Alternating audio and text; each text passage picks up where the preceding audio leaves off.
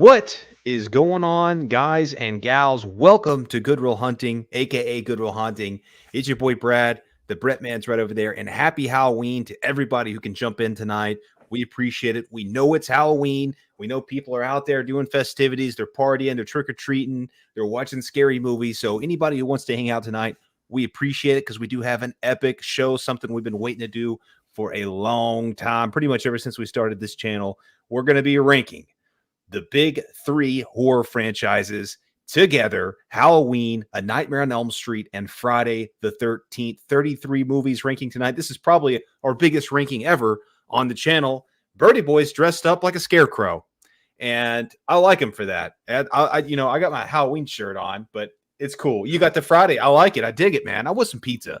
Oh my God, it's hot in there. God, how did they freaking do it in that damn mask? Sexy.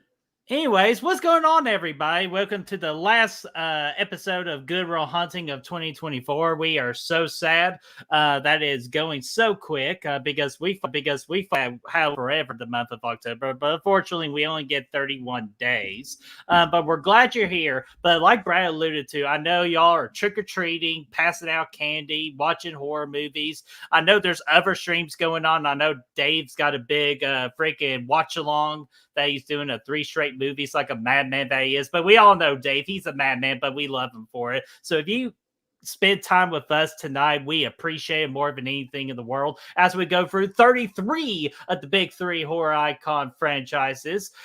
Or if you're watching after the fact, we appreciate you watching after the fact. And of course, we want to hear from you in that comment section down below. Do you dare to rank all of your 33 horror movies in the big 3? We will love to see it, and we would love to read it. It's a tough ranking, man. The list is going to change throughout the night for me. I know, but once I get there, I'm sticking with it. And yeah, I mean, it's tough, man, because there's so many. It's hard to compare the movies, man, sometimes. But either way, I think it's great. All 3 of these franchises bring something different, a different flavor, different killers, different ways of different styles. So it's fun to put them together in a ranking like this. I got Halloween 4 on in the background too. We're watching that. Just started it, so that's going to be fun. Kicking that out. I don't know why I randomly picked Halloween 4, but I'm happy for it. I love the movie. So that's a lot happier movie than The Nightmare Before Christmas, the one I watch. I know it's supposed to be a happy movie, but it's a little sad this time of year because the voice actor of Oogie Boogie passed away like a couple of months ago. So just hearing once Oogie Boogie came on screen, it just really tug at the old heartstrings. But you know what? It's still part of my tradition. I give your next The Nightmare Before Christmas, and after this stream, I'm going to watch Haunt, and that is my Halloween tradition. Yeah, dude, I watched The Shining last night. Finally, this has been my slowest month, spooky season month of watching horror movies. We've been busy as hell, so it's been tough. So I think I've only watched like 10 movies this month. Very sad, but I finally got around to The Shining. I think I'm at 14. Night. Yeah, it was usually I get like close to 30, almost one a day. But this year's been there's been video games coming out too, Mario Party, Call of Duty. We've been on that college football as well, so that's kind of kept us distracted. And then football itself's been a lot of fun this month too, so it's just been a challenge. So but you know what, whatever, we're back, we're watching movies now from here on to the rest of the night, and we're going to be having a fun time. Absolutely. And in November, we're going to talk about it because we have no idea yet. So we'll try to find some November content. And if you are one of the lucky few that stick with us towards the very end of the ranking, I will give you a day early surprise announcement. Well, not really a surprise announcement. Some of you know what it is, but an announcement that will be officially announced tomorrow. So will you be one of the lucky ones to see what it is early? Yeah, that sounds sexy. That sounds sexy. Yeah, but do you know who's sexy? It's our freaking chat. So let's say hello to our chat, and then we'll get through all 33, and we'll get down to the nitty gritty. Miss Erica Lauren, what's going on? Saying happy Halloween. Thank you so much. Happy Halloween to you as well. Good Real Hunting. Fuck them assholes. We got Zodiac Z. What's going on there, Zodiac? How are you doing?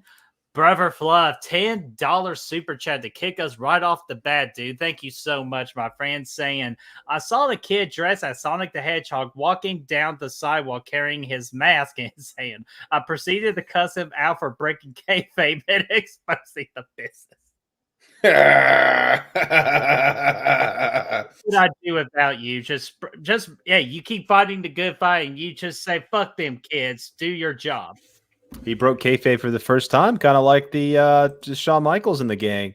The click. Yeah, the click. The freaking click, man. But hey, Brother Fluff, thank you, $10. Let's get your super chat. He's so fluffy, I'm gonna die. It's so motherfucking fluffy. That shit fluffy as fuck. Yeah. Fluffy. Fluffy. So thank you so much there, Brother Fluff. We got Rayman. What's going on? Happy Halloween. Yeah. Unfortunately, Chris will not be able to be here tonight.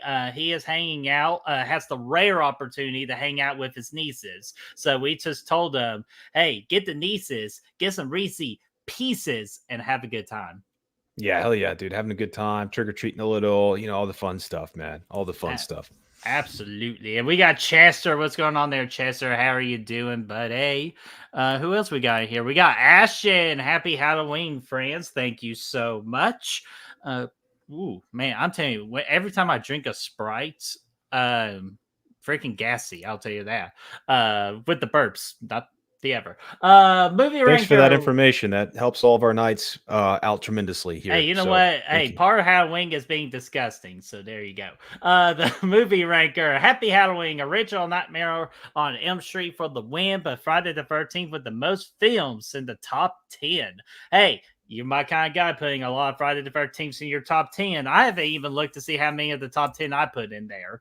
Like, I know who I got in my top 10, but I haven't really distinguished how many franchises. It's crazy how my top 10 is pretty skewed, dude. It's going to get crazy. Oh, man. We got Gene. What's going on there, Gene? How are you doing? Happy Halloween. Well, happy Halloween to you, too. Denise, how are you doing? Happy Halloween. Sorry I've been MIA. Miss you guys. Well, Denise, we miss you, too, and we hope you have a happy Halloween. Yes. All right, who else we got here? I saw someone else. Cryptic Chance, what's going on there? How are you doing? I'm glad you were able to make it in here. We appreciate you just hanging out with us. Let's see here. Yes, Halloween Marathon on AMC right now. If you want to have that in the background as you hear us talk about freaking Halloween and two other big franchises. Yeah, hell yeah. I'm not watching the AMC part, but I did just throw on Halloween 4. So I'm pumped about it. And Nice. I'll probably, if it ends during the stream, I'll probably get up and put in Halloween 5 or Halloween Kills or some other Halloween. So yeah, as long as it's not Halloween Ends, man, I'm okay with that. You know what? But, Halloween Ends it is. Fuck yeah, dude. Anyways, what candy bar are you eating tonight? I ate a few Butterfingers, 100 grand, a couple other things right up there. One of those sour. You ate 100 grand. You're supposed to spend 100 grand. Oh, but if you eat it, it makes you shit coins. Well, that doesn't sound very comfortable, and lead poisoning. And anyways, that's your business. Lead per se, but well, whatever they're freaking made out of. But I got me my second half of my Nestle Crunch bar. Part of my cheat day today. It's Halloween, so I cheated today. Went to Chili's and destroyed a whole bag of chips and salsa. So I'm in a good mood today. Did you get a triple dipper? No, I got the barbecue plate with double of the sausage, cheddar, and jalapeno stuffed. And it was good. It's just I ordered too much sausage. My man's eating all the sausage. Yeah. Oh my god, we're not gonna Daddy, go. would you like some sausage?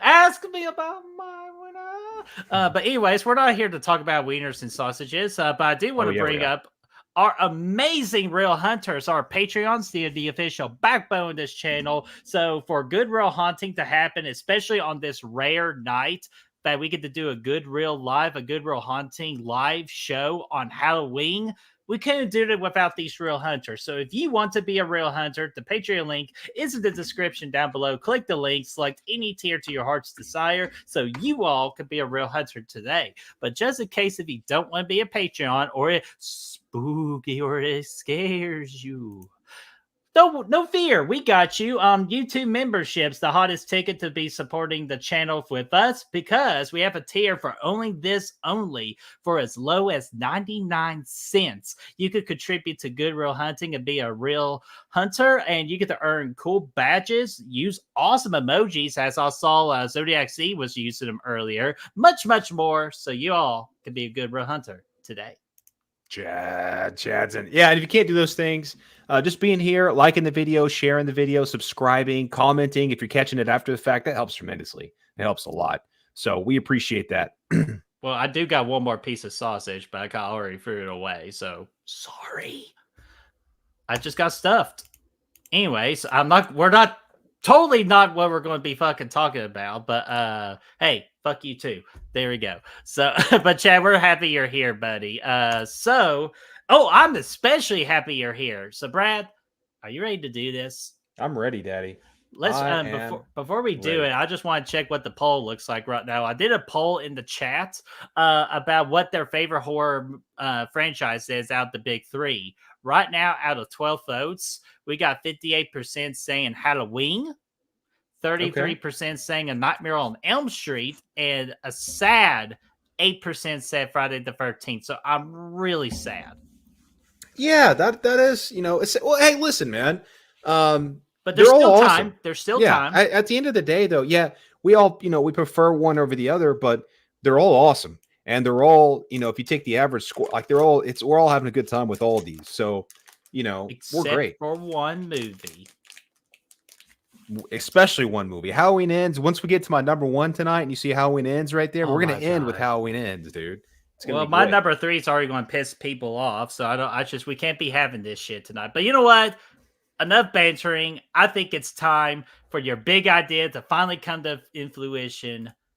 Let's start at number 33. Do you want to go first or do you want me to go first? I would like it if you went first, actually. I happy that you did that, especially with Chad in the chat right now. So my 33, my dead last out of these big 3 horror franchises is, you got it, Chad, Halloween Resurrection. Oh, already off with a controversial pick, man. That's Halloween everybody's favorite. Resurrection, and it's mainly because of the fact that they disrespect Laurie Strode at the very beginning of the film, and they disrespected Michael because, like, you stupid, like, you ain't Michael Myers, I'm Michael Myers, like, just so disrespecting him. It's just, I just don't like the movie. Chad, I understand, movie ahead of its time, I get it, but we gotta just take it in for what it actually is, a complete shit show. So sorry, Chad, I love you. Number 33, Halloween Resurrection. I'm working on some camera problems here. I don't really know what's going on. I think I already broke Brad's technology with my pick. You did. It just blew it up. Okay, here's what I'm going to do at number 33. What the fuck's going on? I got some problems, man. I might have to, before I get too deep in the woods. Streak on you. Before we get too deep in the woods, we might have to jump in, and I'll fix it probably next time you're talking. Here we go. I'm here. We'll see how long I last. But here's what's going to happen here at number 33. Might be kind of crazy. I know it might not be everybody's least favorite, but for me it is. We're talking A Nightmare on Elm Street, the remake. We watched this the other day, and I hated it even more. And the reason I hate this more than some of the shittiest movies of these franchises is because at least in some of those shitty movies in this franchise, there's at least still some of that charm, some of that cheese, some of that, like, this is weird as hell. It sucks, but it's also weird and it's kind of funky. This movie just lacked heart. It lacked anything like that. It lacked any kind of ambition. It was lazy. It adds nothing. It actually detracts from the franchise of Nightmare on Elm Street a little bit. I really kind of hate everything they did with it, aside from a couple of moments. So yeah, to me, it's dog shit. The actors aren't invested. It sucks. This is a movie I really don't ever want to watch. So 33, Nightmare on Elm Street remake. Nice. Sorry, I was just crunching down on a crunch bar because once I heard you said remake Nightmare on Elm Street, I tuned you out because fuck that movie. So do you want to go ahead? You want to do like a snake draft, or do you just want to keep going back and forth? Let's just go back and forth, just so we don't get too confused. All right, no problem at all. So I'll go ahead at number 32, and I'll carry over with what you were talking about because I am also going with a Nightmare on Elm Street, the remake. And I'll say this: long time ago, when I didn't know shit from shit, I actually enjoyed this movie. But with that rewatch and actually rewatching it together and talking about stuff, this movie really absolutely sucks. This movie absolutely has no heart to it. Everybody was lazy. Except for Freddy himself. I feel like he did try, and he was given a cool couple of scenes, especially with the pharmacy. So that's why it's not dead last. That's the only reason was the pharmacy scene. Why this movie is not dead last. Because if there was no pharmacy scene, this would have been dead last. So fuck this remake. I hope it rots in hell. Number 32, Nightmare on Elm Street remake. I dig it, man. I dig it. That's exciting. Okay, cool. Okay, this you're gonna like this, Bert. Number 32 for me is Jason Goes to Hell. It's just a weird movie. Again, but the reason I give the edge to this over Nightmare is again because it has a little bit of that charm. It has that ambitious young filmmaker charm. With Adam Marcus coming in, 24-year-old or whatever he was at the time, one of the youngest directors probably on this list. He probably is. He brings a lot of ambition to it. He does some different things for the franchise. It's kind of a breath of fresh air. It's just really weird, and it didn't really work. But it's, at least he tried something. He took chances, which is a lot more than you can say for that remake of Nightmare on Elm Street. So give it to me. Jason Goes to Hell. Nice. And what's nice too is on this spookiest night of the year, I believe we have a brand new person entering the Good Will Hunting chat. So Brian Sanchez, I believe you are new here. If I am wrong, please correct me. But else, I'm going to treat you like you're new. And everybody in the chat, you know what to do when there's a new member in the chat. Please make them feel welcome. Actually, you know what? Give them the most spookiest introduction to the Good Will Hunting community that you can. So, Brian Sanchez, what's going on, man? Sam, what's up, everybody? Happy Halloween. Happy Halloween to you, good sir. I am a fan of sci-fi, noir, mystery, thriller, horror movies, and also talked about rock and heavy metal music. There you go. Well, dude, I seem like I already got to know you a good bit already, so that's a great start, and hopefully you get to learn about us tonight when we're talking about all these movies. Absolutely, dude. Welcome to the party. It's good to see you. And I did want to put credit where it's credit's due. Zodiac Z, Jason Goes to Hell, unrated is pretty high on his list. That movie is much improved, the unrated version, because I do actually like, and that's another reason why it's not last place here. It's that it's got some of the best kills in the franchise, dude. So yeah, shout out to that. Yeah, and also our buddy Ken from Sledgehammer Horror, he really loves Jason Goes to Hell too. And of course, our boy Robbie Sobel loves Jason Goes to Hell, even though I think he loves the tent scene more than anything else. We all do. If you know. But yeah, so there's a couple of love out there. But unfortunately, Blu-ray, what's going on, Blu-ray? Didn't want to forget you, my buddy. What are you doing? Hopefully all is going well and you're having a good Halloween. Yeah, dude, good to see you, Blu-ray. Hope you're watching some Blu-rays tonight. Fighting that addiction, my friends. So let's see here. We're at 32, so we're at 31 now. So, Brad, I'm going to carry over with this Jason Goes to Hell talk because yet again, nice transition. My number 31 is also Jason Goes to Hell. And I'll say this, with the recent rewatch we did not too long ago, or like last year when we did the Friday the 13th Watch Party series, I had a better appreciation for this film for what it tried to do, what it tried to be different from the 9th entry of the franchise. But I'm with you. I just don't think it worked. I think it's just everybody wanted Jason hockey mask and just go for it. Like just this very simple formula. It's a very simple formula. We want Jason in the fucking mask. Instead, we got to warm up a vagina. So number 31's a good place. A family vagina at that.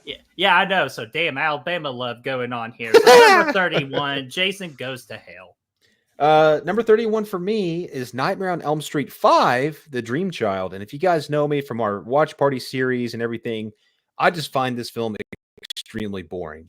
It's still, like I said, it's still got Robert Englund in there. It's still got some charm. It's still got some good moments. It only has 3 kills, but all 3 kills are really good.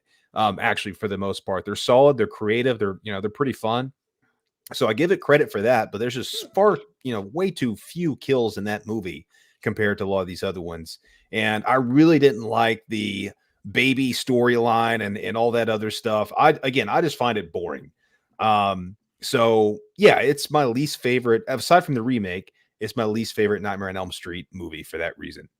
Nice. And Ashton, a warm up of what? Anatomy of a Human Whole, of course. Ah, shit. There's a black cat. We're fucked. We're going to have bad luck for the rest of the night. So, Zodiac Z, why would you release a black cat in this chat? Hey, it's a glitch in the Matrix, dude. Oh, my.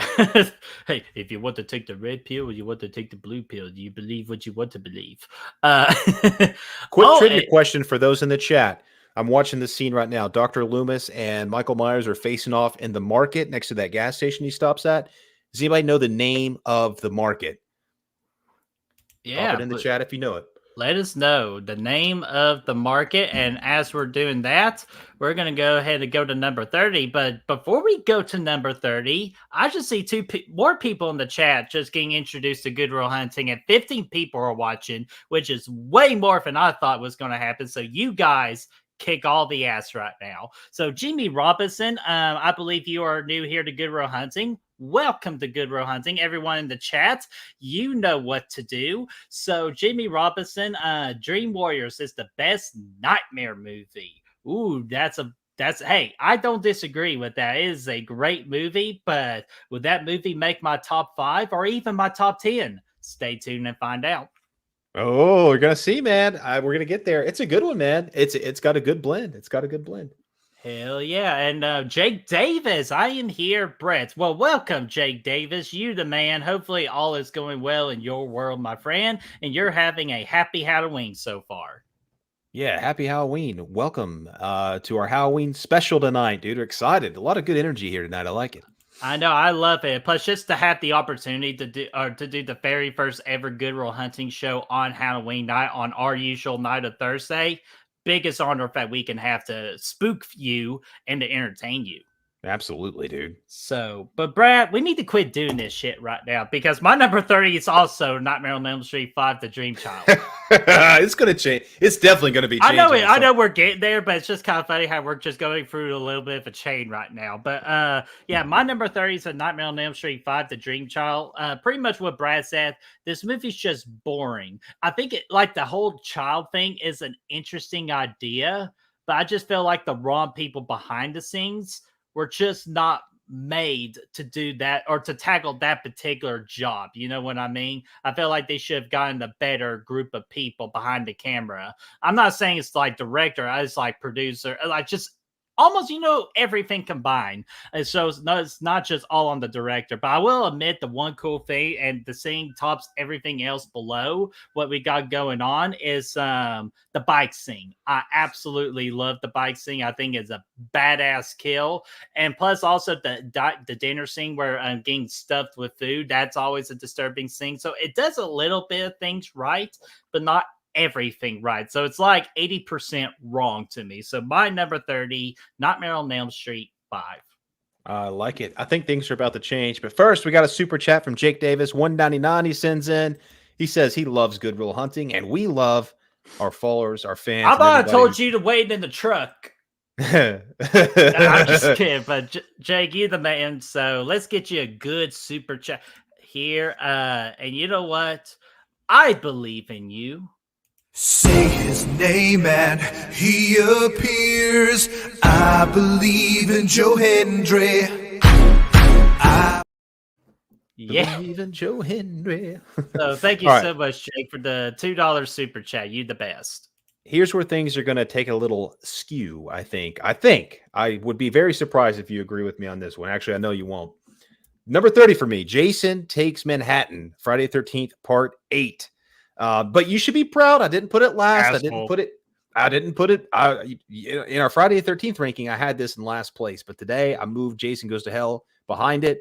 It's the second, because like you said, man, it's got more Jason in it. And I don't like the look of Jason in the movie. I think he looks fucking stupid. He's wet. He's got the yellow mask. It's hideous. I don't like anything about Jason in the movie, but at least it is Jason. And he's slaying people. The final girl kind of sucks. The ending is atrocious. Everything, it's a mark, everything. I've said a lot of bad things about it. It takes place. Okay, I'm not going to get into the whole Manhattan thing and the lack thereof, but the whole thing that kills me with this is the ending. The last 10, 15 minutes in the fucking sewer where he gets his mask taken off and he turns into Chiclet Boy. They get the acid. I have to do it every time I talk about it. And he's out there doing that shit. I hate it.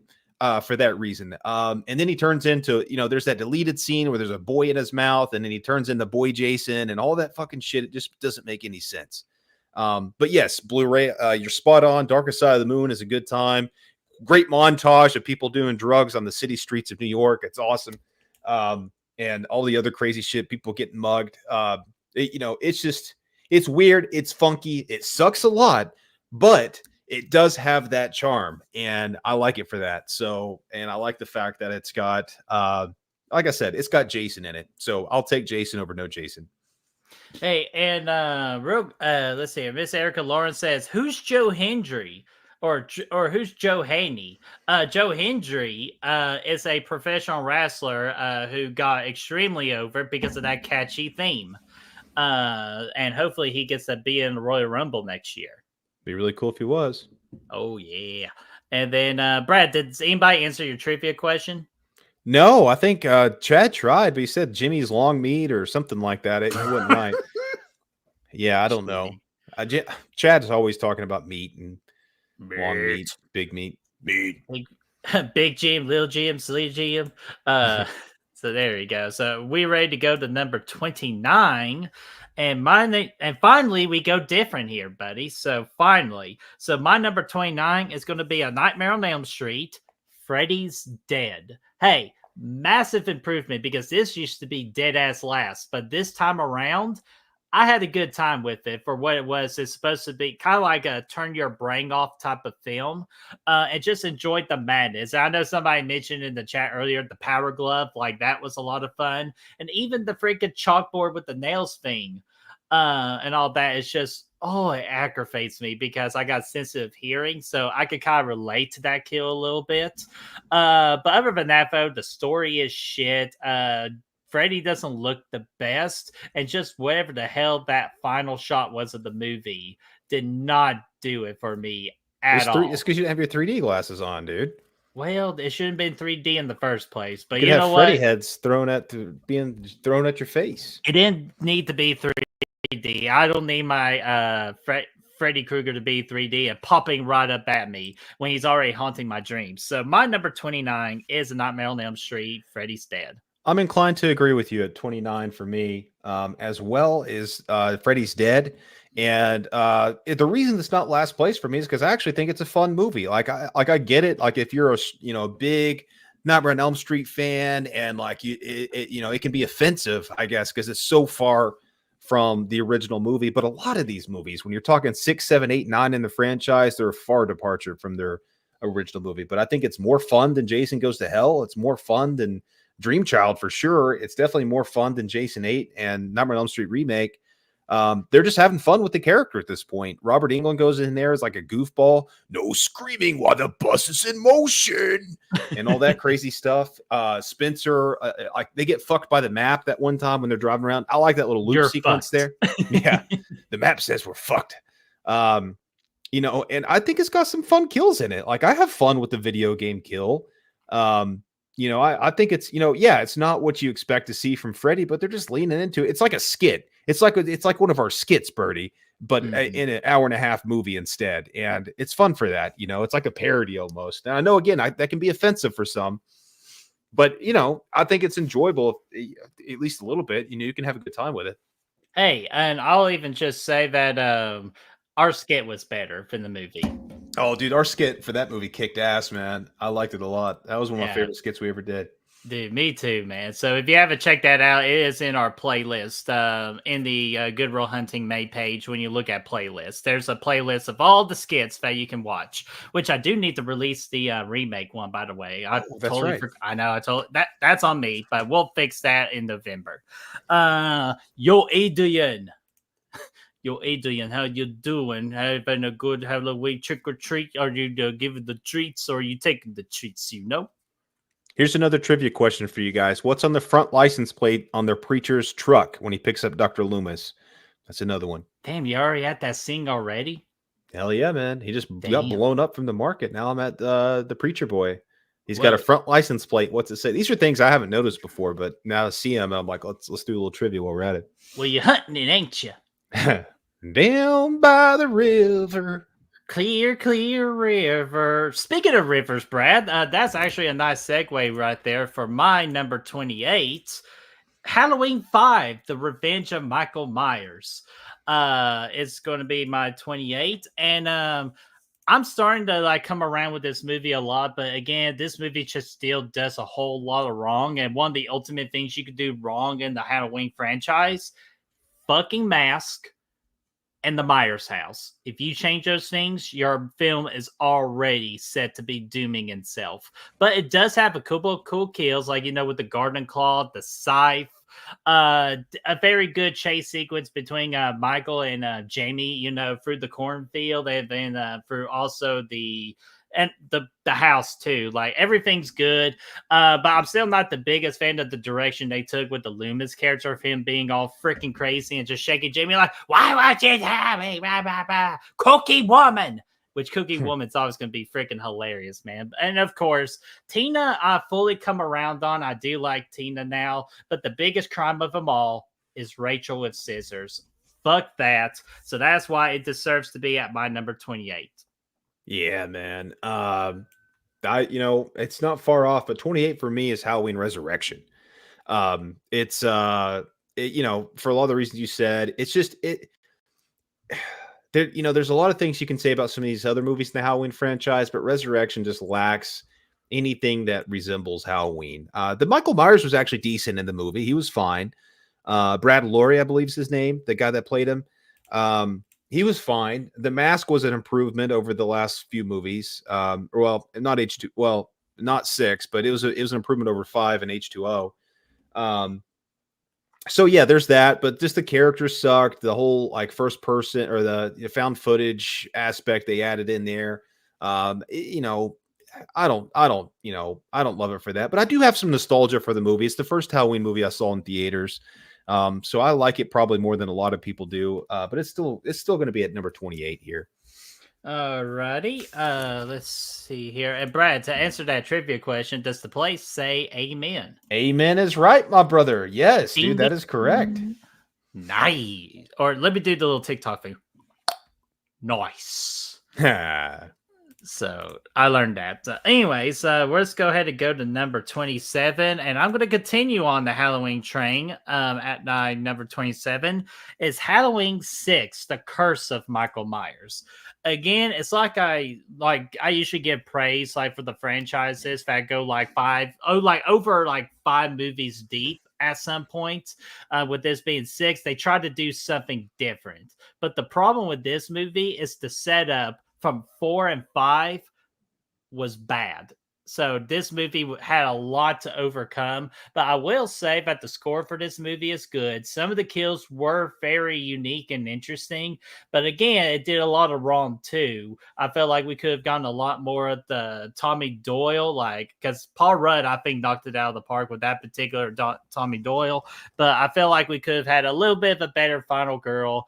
Loomis could have been just a little bit better, but I understand he was at a point of his life where he wasn't, unfortunately, not going to make it much longer, so I know he was restricted, but I'll give Michael credit. He was a good Michael, but the whole satanic cult or whatever the hell's going on, I still don't understand what's going on most of the time.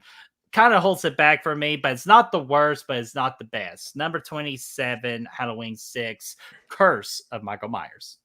Number 27 for me, I'm going to go with my second Halloween movie tonight. It's going to be Halloween 5.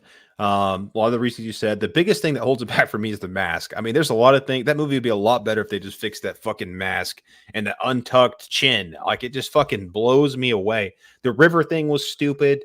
Loomis was a little cuckoo in there. Jamie's a mute for most of the movie. Like, there's a lot of problems with that movie. It has a couple moments that I think are actually pretty decent. The laundry shoot scene is really cool.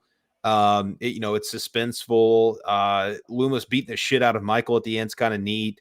I even don't mind Michael stalking Rachel around in the house. I don't, obviously I wish she didn't die so early, but the scene leading up to her death was kind of creepy.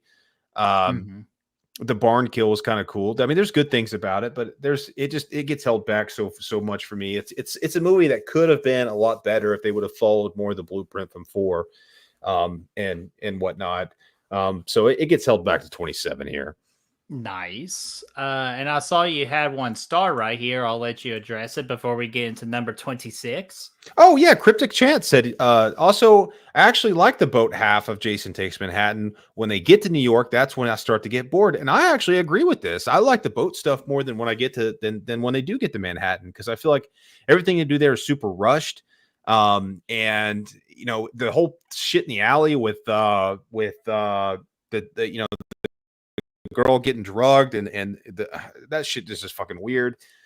Jason comes in, he starts teleporting places and he dunks the dude in acid, that was fine. But the weird car crash with I don't know, all that shit in Manhattan, with exception of maybe 2 minutes, to me is kind of lame. And then they get to the sewer, obviously, and we know how I feel about that. Mm-hmm. And then Adrian, we'll do a quick question from you as well. What's the best music scores of all the 3? It has to be the traditional Halloween theme, because without that theme, a franchise wouldn't even be born. Yeah, but all 3 are great. Of course. Yeah, all 3. Like Jason, Friday 13th, the score in the first 4 movies was exquisite, and I like the score in 6 a lot too. And then Nightmare on Elm Street obviously has an iconic score as well. So they're all great scores, but yeah, Halloween by a mile. By a country mile, if you ask me. Yes. A country mile. That's a long mile right there, too. So let's see here. Let's go to 26. Number 26 for me. We're going to go to Friday the 13th again. This is, I believe, my second Friday the 13th movie I'm mentioning so far. And that's going to be A New Beginning. So that's the 5th one. And again, this movie is fun for what it is, which is a complete kill fest. So if you love just kidding with you. So if you like a lot of killing and cool, unique kills, this is going to be a movie for you. But again, just what holds it really back for me is the imposter. This just feels like a rated R Scooby-Doo movie for me. It's just, who's the red herring? Who is it? It's him. Talking to me, boss? What? Are you talking to me? No, we're not talking to you. You ruined the movie for us. And not only that, it's Tommy too. Tommy Jarvis, which he had a cool story about him, but the moment that like he did all the kung fu stuff and he didn't use that shit on Jason, kind of took me away from him. Of course, Pam with her fucking pink sweater situation pissed me off. So fuck Pam. And so 26 is part 5, A New Beginning. Yeah, 26 for me it's also going to be Friday the 13th, but we're going Jason X here. The movie's it's a fun movie. It's not boring by any stretch. It's a little goofy. It's a little weird. The CGI definitely doesn't hold up. But there's a lot of fun moments of Jason slaying fools. You get KM blowing him away as well, which is a fun scene. He gets his head blown in pieces. His arm gets blown off. His leg gets blown. And then he comes back as the Uber Jason, which is cool. You get the cryo freeze kill as well, which is awesome. There's a lot of good things about the movie. I think in general the characters are kind of flat, and that's what holds it back for me. Especially like the final girl, Rowan. She's okay. She's better than a lot of the other, some of the other final girls, but she's still kind of on the weaker side of the franchise. And yeah, I mean, I think just in general, the characters hold it back, but Jason's a lot of fun in this thing. Kane Hodder might be one of his best movies for sure. So yeah, give me Jason X here at 26. Nice. And let's say, hey, two more hellos in real quick. We got Gary Rangel. What's going on, Gary? Say, hey guys, how's it going? I had a marathon. I'm watching Halloween Kills with pizza, soda, popcorn, poppity corn, and candy for Halloween. Dude, that's a great combination, my friend. I love all that, man. I love some popcorn. I love some popcorn, man. I had some last night With what? with jalapenos. Yeah, my man. So there you go. We got Eli. What's going on there? How are you doing? Hopefully all is going well with you, my friend. Yeah, Eli, what's going on? Thanks for jumping in. Let's see here. Jason X kind of feels like a sci-fi channel original movie these days. 100%. You know what? I agree with you on that. Do you know how much I agree with you on that? Because it's my number 25 as well. It's my number 25. Number 25 is Jason X. And kind of like perfectly said, it kind of just felt like a sci-fi original movie, but we're just in Jason's world, which is still a lot of a fun time. Like I have fun with this movie. The kills were awesome. With the with the liquid hydrogen kill, which is great. We had the freaking simulation kill, which awful CGI. but here's the thing, though, Brad. You mentioned how Freddy's Dead was just fun, dumb fun. This is what this was. This was dumb fun. And definitely this is King Harder. To me, my favorite King Harder performance, because you could just tell he was having fun and really just making Jason so damn intimidating. Definitely one of the more intimidating Jasons that we've seen in the franchise up at that point. But yeah, just like you said, Brad, flat characters. The final girl wasn't as strong, even though I get a big laugh every time where they said, talking about the final girl who's passed out, going, we need to take off her clothing. And the random guy in the background goes, I'll do it. This makes me laugh every freaking time. But hey, Jason X 25, I say that's a good spot for Jason X. I think I need to reboot. I love it, dude. It's fun, man. Perfect nipple placement. Yeah, that one is having that one's just having fun with the concept, and that's what I like about it. And you can just have a good time with it. It knows it's early 2000s at that point. It knows what it has, and it's just leaning in. 25 for me. Friday the 13th, Part 5, A New Beginning. Yeah, it's got the most titties in the franchise. That's nice. I think it's up there on kills too. I think Jason Goes to Hell actually has that count. But it's got a lot of kills, like you said. A lot of them are cutaway kills, but they're also really good. You have the tourniquet on the dude's head with the tree, which is good. You got the little hedge clipper kill, which is good, and that sex scene out in the woods. Yeah, the shears, that was good. You get freaking, did they try to hurt me, Ma? Getting his head knocked off. You big dildo. Getting his head fucking sliced off out there. You got the random dudes from the 50s that pop up, like out there in the car taking shits and stuff. I don't know what that was about, but there's some fun characters. They definitely added that kind of, again, that campy fun that we like to see in this franchise, and this movie does it, some of the best. But I think the weakest part of the movie is the protagonist. Tommy comes back. He's fine, but he's barely in the movie, and when he is, he barely talks. So that holds things back a little bit. And Pam is mid-tier at best as far as final girls in the franchise. So that's what holds it back. But Reggie the Reckless and Demon, those guys were lit. Oh, I forgot about Demon. Dude, if they would have been like the protagonist of this movie, it would have been so much better. It would have been so much better, because there's a lot of good things they do in this movie, but Fallen Tommy and his quiet ass and Pam slows things down a lot. But overall, it has a lot of that fun stuff we like to see in Friday the 13th. It's showtime. Ooh, baby, ooh, baby, ooh, baby, ooh, baby. That snake's gonna bite your ass. This shit box is gross. You're gonna get it, bitch. So, alrighty, let's go ahead and go to number 24 here. And Brad, I hate to do this. I hate to boost your ego on this. My number 24 is Jason Takes Manhattan. That's as high as I was able to take this film. So all good there. But you know what? this is one of the more Friday the 13th that I have such a great time with, just for what it is. Again, 8th movie in, they try to do things different by taking it on a boat ride, going to New York and all that, even though it's really Vancouver. Come on, we all know this. But I just have a soft spot for this movie because I knew what this movie really wanted to be.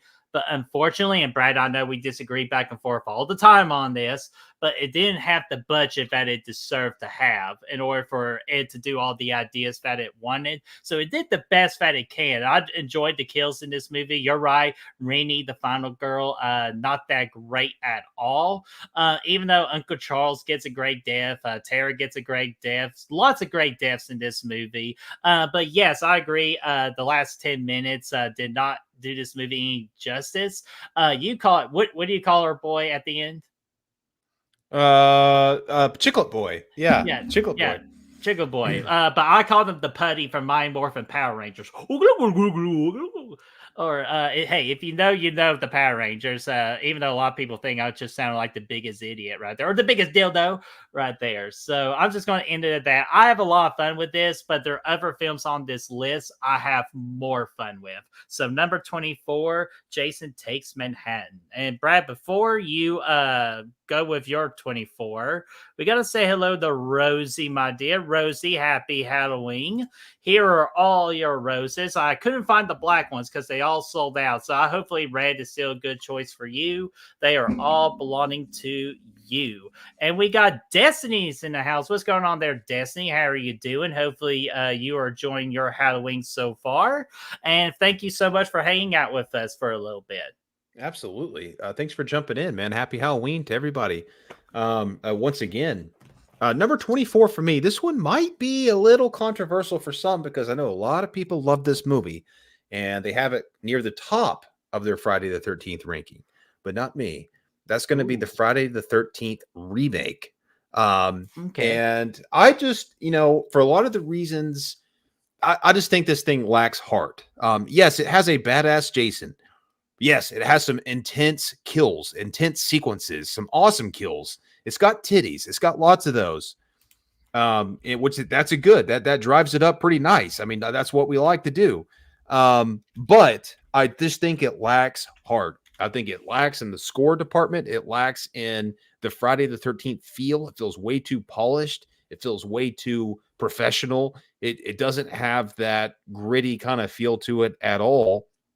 So I don't like it for that. And every time I watch it, I like it a little bit less. Now, when it came out, I loved it. I saw, oh, this is great, But after the first 10 minutes of the movie, I get incredibly bored. I think Jared Padalecki, as much as I like him in Supernatural, he's not a good final guy. He's not a good lead for this movie. He's kind of stale. He's stoic. Honestly, my favorite character in this movie is Trent. Everybody hates Trent.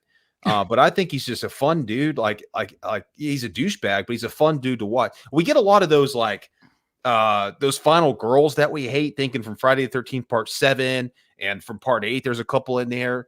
We don't get a lot of those dudes that are just douchebags like that. And this is a dude that stands out for that. So I like him.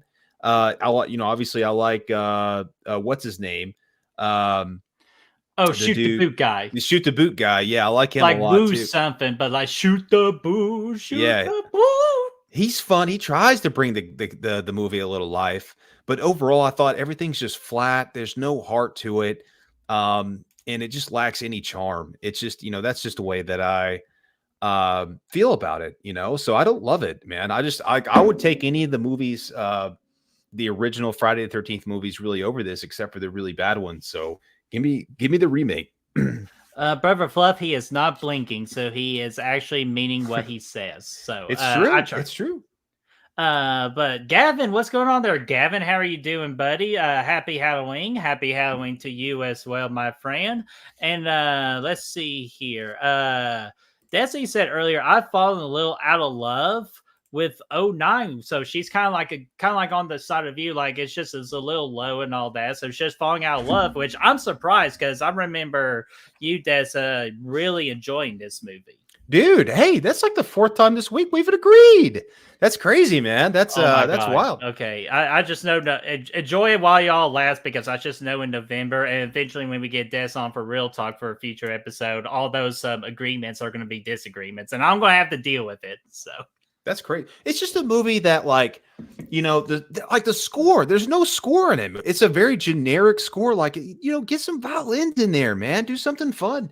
And it's just one that, like, I started really high on it, but literally every time I watch it, I like it less and less and less.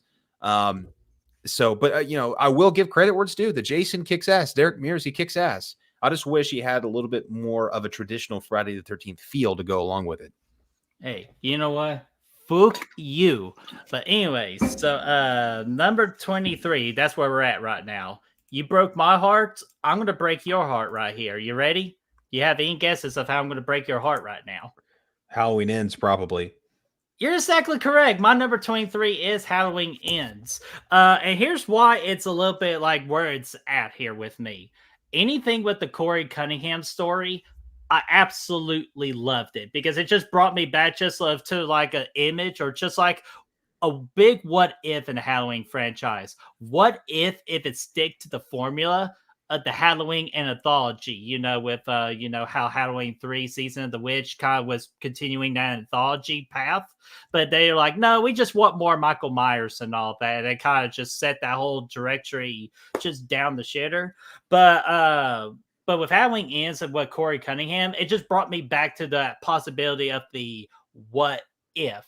And I just loved everything they did with Corey Cunningham. But the unfortunate part about this, they just did it with the wrong movie, because this is supposed to be Halloween Ends. Michael Laurie, 45 years of the greatest horror movie rivalry of all time. Even better than Ghostface and Sydney, in my opinion. Michael and Laurie, and you tell me they only get 5 minutes to finish off 45 years of greatness. I think it is a humongous disservice into the legacy of this franchise. So David Gordon Green, you should have kept it in one night. That's what you should have done, and then just do an anthology movie with Corey Cunningham later on. So my number 23 is going to be Halloween Ends. I don't like your pick there, Brett. I think that's a bad pick. That's what I'm going to say. The feeling is mutual. Number 23 for me is Freddy versus Jason. I've just never been a huge, I think it's a fun movie, but it's not one that I ever watch, dude. I go through these franchises all the time, but this is never one that I feel the need to put on. For whatever reason, I'm mad at you. Well, I like it. It's fun. He's going to be happy with one thing, though, here in a little bit. But overall, Freddy versus Jason, though, I just find it, I don't know. Again, when I'm watching, I have a good time, but I never really cared to put it on. I think that Jason's okay. He's serviceable. He's fine. Obviously, it's cool to see Robert Englund come back to a more traditional Freddy role. I like that a lot. As far as any of the other characters in the movie, though, I just don't remember them. They're not memorable. And I know that it doesn't really matter because it's really all about Freddy and Jason. When they duke it out, it's awesome. But at the end of the day, it's just one that it might just because of the novelty of it, the gimmick. It's focusing all of its efforts on that and not enough of the story, which, again, I know you're not really here for the story, but it's still just, for me, it just falls back. I still like it, but it's 23. All right. And Gavin says, I saw that Jamie Lee Curtis said, never say never. If she comes back, I'm literally not supporting this dumbass franchise outside the Rob Zombie movies. And I would say at this point, I agree with you. I felt like I would say the one little thing they did, even though it was ugly to getting to that point, was Jamie Lee Curtis having finally that write-off where she doesn't have to come back anymore. If she does come back, then yeah, I have the 2 Rob Zombie movies and I'll be happy. And you will see later why I'm okay with having Rob Zombie movies. Yeah, dude, I don't mind Jamie Lee Curtis, though, man. I still think that, it's, for whatever reason, it's just been cool. Like I said in the other stream a week ago, for whatever reason lately, it's just been cool to hate on Jamie Lee Curtis and Laurie Strode. I don't see it. I still think she's one of the best final girls, and she's one of the most iconic, in the horror genre. So I still like Jamie Lee. If she wants to come back, then so be it. That's what makes the money in this franchise. So whatever. But yeah, I'm totally looking for some new stuff though at the same time. So I get it. Yeah. And Rosie, real quick, have you ever heard the movie The Peephole Under the Stairs? I've heard of it. No, I haven't heard of that. I've heard of the people It's a joke. Okay. No. Yeah, I haven't. Yes, I've heard of the people under the stairs. She likes that movie because you look for a peephole and see a lot of people's junk. So Rosie, you behave in the chat right there. But hey, that was a good one. Number 22. Okay, this is the part where I'm going to be pissing Brader off. So hopefully you can make him happy later, or whatever you claim for him to be happy. 22 is going to be Halloween H2O.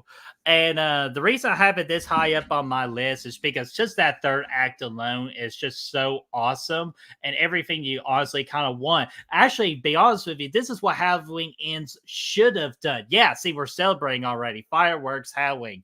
But this is what Halloween H2O is what should have happened at the end of Halloween Ends. That's how you just do a proper battle between two horror icons in the horror genre. That's how you're supposed to do it. The John Tate character, Josh Hartnett, I really liked his character. So like, I just wish I had more of him because I felt like once Michael arrived, he just turned weak. So hey, Braden, so again, this is why I appreciate you and your Halloween fan films. You made John Tate a serious character again in the Halloween franchise, so I appreciate you for that. But yeah, the third act, badass. But the opening scene was great too. But just that middle act, it really drags for me to a point where I get bored. So I just fast forwarded to get to that third act. So my number 22 is Halloween H2O, and I know how to make him happy. I'm sure there's ways that you can. No, I mean, yeah, I just say you put Haddonfield Nightmare at the beginning. Anyway, there we go. Number 22 here for me is A Nightmare on Elm Street Part 4. So starting probably with Freddy versus Jason.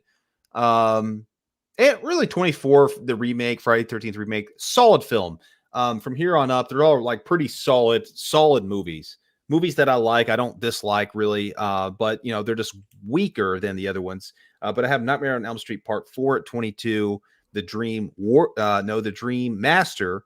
I like Alice a lot. When we did the watch party, I think the movie's kind of underrated. Nobody really talks about it all that much, but it's actually a really solid Nightmare on Elm Street movie. There's good kills. There's good dream sequences. Alice kicks a lot of ass in this movie, especially at the end there. I know a lot of people get turned off by the way they did the Dream Warriors dirty at the beginning, which is fair. That's a fair criticism. I'm not super connected to Dream Warriors. So that doesn't bother me all that much, but yeah, it's a solid flick. But there's a lot of better flicks on the list for me. So Nightmare on Elm Street Part 4 at number 22. Nice. All right, because again, I'm laughing because we did it again. What do we do? Number 21 is me is A Nightmare on Elm Street Part 4, The Dream Master. And it's pretty much exactly what you just said. I just gained a better appreciation of this movie, and not only this movie, but for the Alice character as well. But the big injustice that this movie did is try to erase everything that was great from A Nightmare on Elm Street 3, The Dream Warriors, by killing off the fellow Warriors, man. Even though we get some good Freddy puns. And of course, this movie gets us the iconic, which I used to hate it, but now I just find it freaking hilarious. That is the dog pissing fire, or I just call it the dog having gonorrhea. So that thing alone, it just makes me laugh now. But this movie does have some cool moments with the whole the bug thing. The bug thing is just awesome to me. So I have a better appreciation of this film, but it is just still the middle of the road for me for comparing all these big three franchises that we are just bundling up together. So 21, A Nightmare on Elm Street 4. I dig it, man. That's a good Freddy there. Still solid, man. I like it. 21 for me too is a movie that I thought would actually be a little bit higher, But once I started putting all these rankings together, it just fell down into the 20s. It's a Friday the 13th movie that I quite enjoy. But it's Friday the 13th Part 7. I like it a lot. This is one of my favorite looks of Jason in the whole franchise. You can see his bones. You can see all the injuries he's had over the years.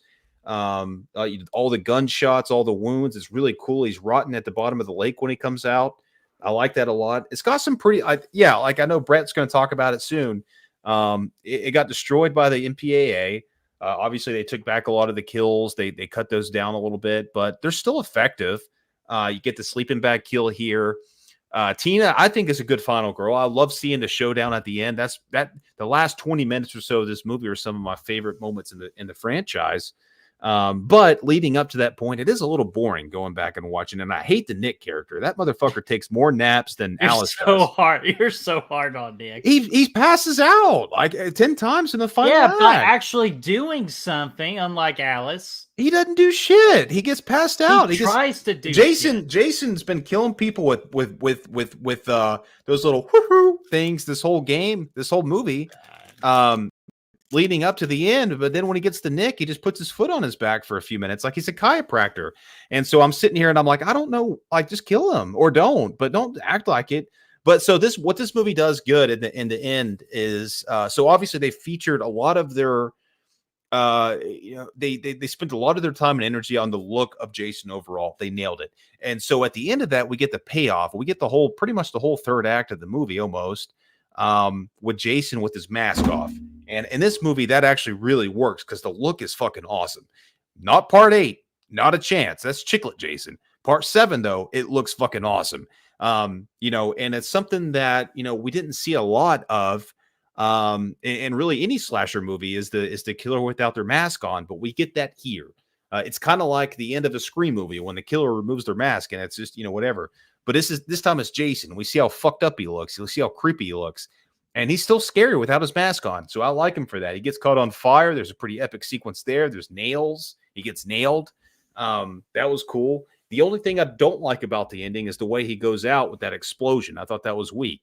But all the stuff leading up to it was awesome. The fight sequence, him falling down the stairs, him throwing that chick with the axe in her head behind the TV. That was a lot of fun. So I like the movie. It's just unfortunately still in the 20s. Nice. And hey, dude, we're just getting a bunch of new people in the chat right now, and I am loving it. We got Pride Queen 4444, great numbers by the way, saying hi. So everybody, make Pride Queen feel welcome to Good Real Hunting. You all know what to do. Yes, welcome. And my favorite number is 44, so I love all those 4 inclusions right there. Yeah, that's pretty awesome, man. It's always good to have those 4s in there. Oh, yeah. So, all right, where are we at? We're at number 20. And before we get to number 20, I would think this would be a good time for the chat.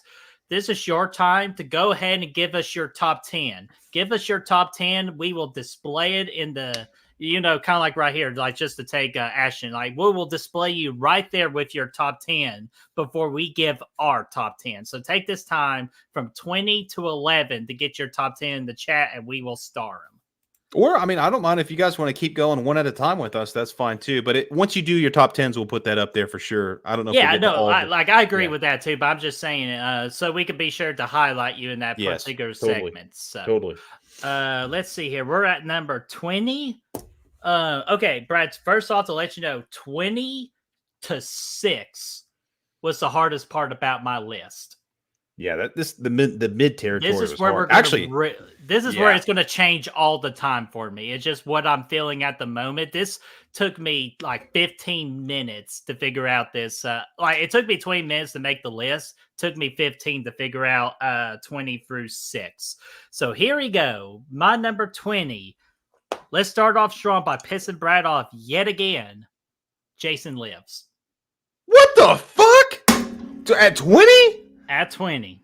Are you smoking shit over there? What's in that bucket? What are you doing over there? Jason Lives at 20? I know you don't like the movie, but 20? It's my whole world's in there. Damn. Oh my gosh, dude. This list, cut the show. World. Cut the show. We're not cut the show. Pride Queen just got here. I'm done. I'm done. Okay, you go fuck off. Anyways, let me tell you why number 20 is Jason Lives for me. I don't like the goofiness. Like, to me, it really tries to go for the goofiness in Jason Lives here. And like, like kind of like with the smiley face on the tree, the silliness with the paintball stuff. Not the biggest fan of just like Jason just being really like just the whole movie feeling too. I hate to say the word cartoony, but it kind of what it is. I'm just not the biggest fan of that type of like comedy in my Friday the 13th. To me, more serious is better for me in the Friday the 13th movie. But I do appreciate what this movie has done for like the Friday the 13th fans. Like, I know the importance of it, but it's honestly just not for me. I think Megan, I know people love Megan. She's hot. She's awesome. But I just don't think she's the greatest final girl. I don't even think she's top tier final girl in the Friday the 13th franchise. Because once shit gets going at the very end, she doesn't really do that much. But She saved Tommy's ass and she killed Jason. yeah, but she didn't do anything. She killed Jason. She did kill, bitch. Anyways, there's some good kills in this movie. I will give credit for that. The opening one is one of the most epic openings in horror movie history. I will give it that. Freaking Tom Matthews kills it as adult Tommy Jarvis. The Jarvis that we should have gotten right after the events of part 4 is to me the one we should have gotten. It's just, again, this is just not my cup of tea for me. So number 20 is Jason Lives. Brad quit. I quit the channel. Okay. Well, yeah, I bet you're about to piss me off here soon. Yeah, Friday the 13th Part 4, the final chapter is my number 20. Fuck you. No, it's not. Fuck you. I'm just kidding. All right. No, number 20 for me is Halloween 6. I like George P. Wilbur in this. I think, he's big, he's brutal, he's killing fools. I like the mask a lot in this. This is a huge upgrade in mask over Halloween 5. Now, the story doesn't make a lick of sense. You watch the producer's cut, it makes a little bit more sense, but it's also kind of a weirder story. So take your checks and your balances. I like both versions of it. Producer's cut features a little bit more Loomis, which I like that. But I just like Michael Myers in this movie slaying things. Like before Halloween Kills came out, this was probably the most like brutal Michael Myers we had, at least in the original kind of version of Myers. So I like it for that. And I like, obviously, Tommy Jarvis as Paul Rudd here. That's a lot of fun as well. He does a fine job. And I think Loomis is more toned back in this movie, so I like him. The ending, either way you spin the ending, I like both endings. They're cool as well. I just think it kind of adds. So I like the score. So it's weird because I like the producer's cut score because it's more traditional. But also when you go to the theatrical cut of the score, it's got that kind of like new guitar vibe, which is also kind of cool. So I think it's a win-win there. It's got some good kills. What's his name? John Strode or whatever gets electrocuted. His head blows up. That's always a good time. I like that. You get Hello Haddonfield. That's a good scene as well. So there's a lot of fun to be had in between the story moments. Whenever you're just seeing Michael slay, I think this movie excels. And I think they do a lot of cool things with him. Like in the barn at the beginning, he's kind of popping in and out. He pops up behind that in the where they're hanging up the clothes, the sheets, and slays that old lady. That was kind of cool too. So yeah, I like the movie a lot. And I think it's a lot of fun. So give it a Halloween 6, number 20. Nice. And Brad, while getting 19 prepared here, we got a very rare opportunity here. Which Friday the 13th should I see first? Never seen it. Because Brad, if you want to do story time real quick, what was the first franchise you shared with me? Friday the 13th. So I'll let you tackle this question. So it's a slippery slope. If you want a more traditional feel, I mean, you could just start with the first one and do the first 4. Those 4 run great together. It gets weird as far as the story goes because if you don't know, most people do, but the first Friday the 13th doesn't have Jason in it. And so you see his mom slaying people. And then the second movie is where he shows up. So it's a cool, like 1, 2, 3, and 4 is a good little quad. But if you just want, in my opinion, I know this asshole over here disagrees, But in my opinion, if you just want a great Jason movie that's a lot of fun to kind of get your feet wet, Jason Lives is the way to go, because that's the one that I saw first. That's the one that introduced me to the franchise as a kid, and I fell in love with it. And then I went back and watched all the other ones later. You can really jump in wherever. But yeah, I mean, you might as well just marathon it, man. I'd say go 1, 2, 3, 4. You can skip straight to 6, and then you can fill in the rest however you want. And I think you'll be good to go. That's a good way to do it. Nice. And be but aware. I will say, sorry. I was going to say that 1 is kind of, if it's old, it's a little bit slower paced. But it's important to the franchise, folks. Right. It is. Yes. Just be aware. If you watch 1 and it's not quite your flavor, just know it's going to pick up after that. Honestly, 3 is kind of slow too, but it's got an awesome ending. 2, 4, and 6 are the best. You're opinion. The best. Freaking Jason Lives. So good question there, Pride. We're about to get to 19 here, but before that, I got always stop what I'm doing and say hello to Beth. Beth, how are you doing, sweetheart? I am so happy. It's been a long time since I've seen you in any kind of chat. I know I haven't been in a lot of Drum Duns chats and all that, but it's always great to see you, and hopefully all is going well in your world, and you're having a great Halloween night so far. Yes, I hope the same for you, and I'm going to eat a Butterfinger. Absolutely. And Barry kicks ass, Brad. Yes, he does. So while you choke on that after just hating on my movies, no, I'm just kidding. Number 19 for me. Okay, 19, perfect. 19 is going to be The New Blood, Friday the 13th, Part 7. I know you alluded to this earlier, so I'll make this short. Love the Tina character. It's just something about Tina, just her sweet innocence and her look about her. It gravitates you towards her. It just really makes you care about her without really even getting to know her. And I think that's a very rare thing to have for a actress. So great job, Lars Park Lincoln. Yeah, so there we go. I was about to say Lincoln Park there for a minute, so love Lincoln Park. But yeah, the movie's just a lot of fun. And plus, again, it's like I said, we're into a category now. We're in part 7 of the franchise. It's time to do something different. What could be different that's cool? Carrie 2.0 versus the most badass Jason we have on screen today. Because I agree with you, Brad, the most badass Jason. Debut of King Harder. The look is perfect. Just the decay of his body, perfect. Very identical scars to all the beatings that Jason's taken in the past. Match his look. Consistency. It's always great for your franchise.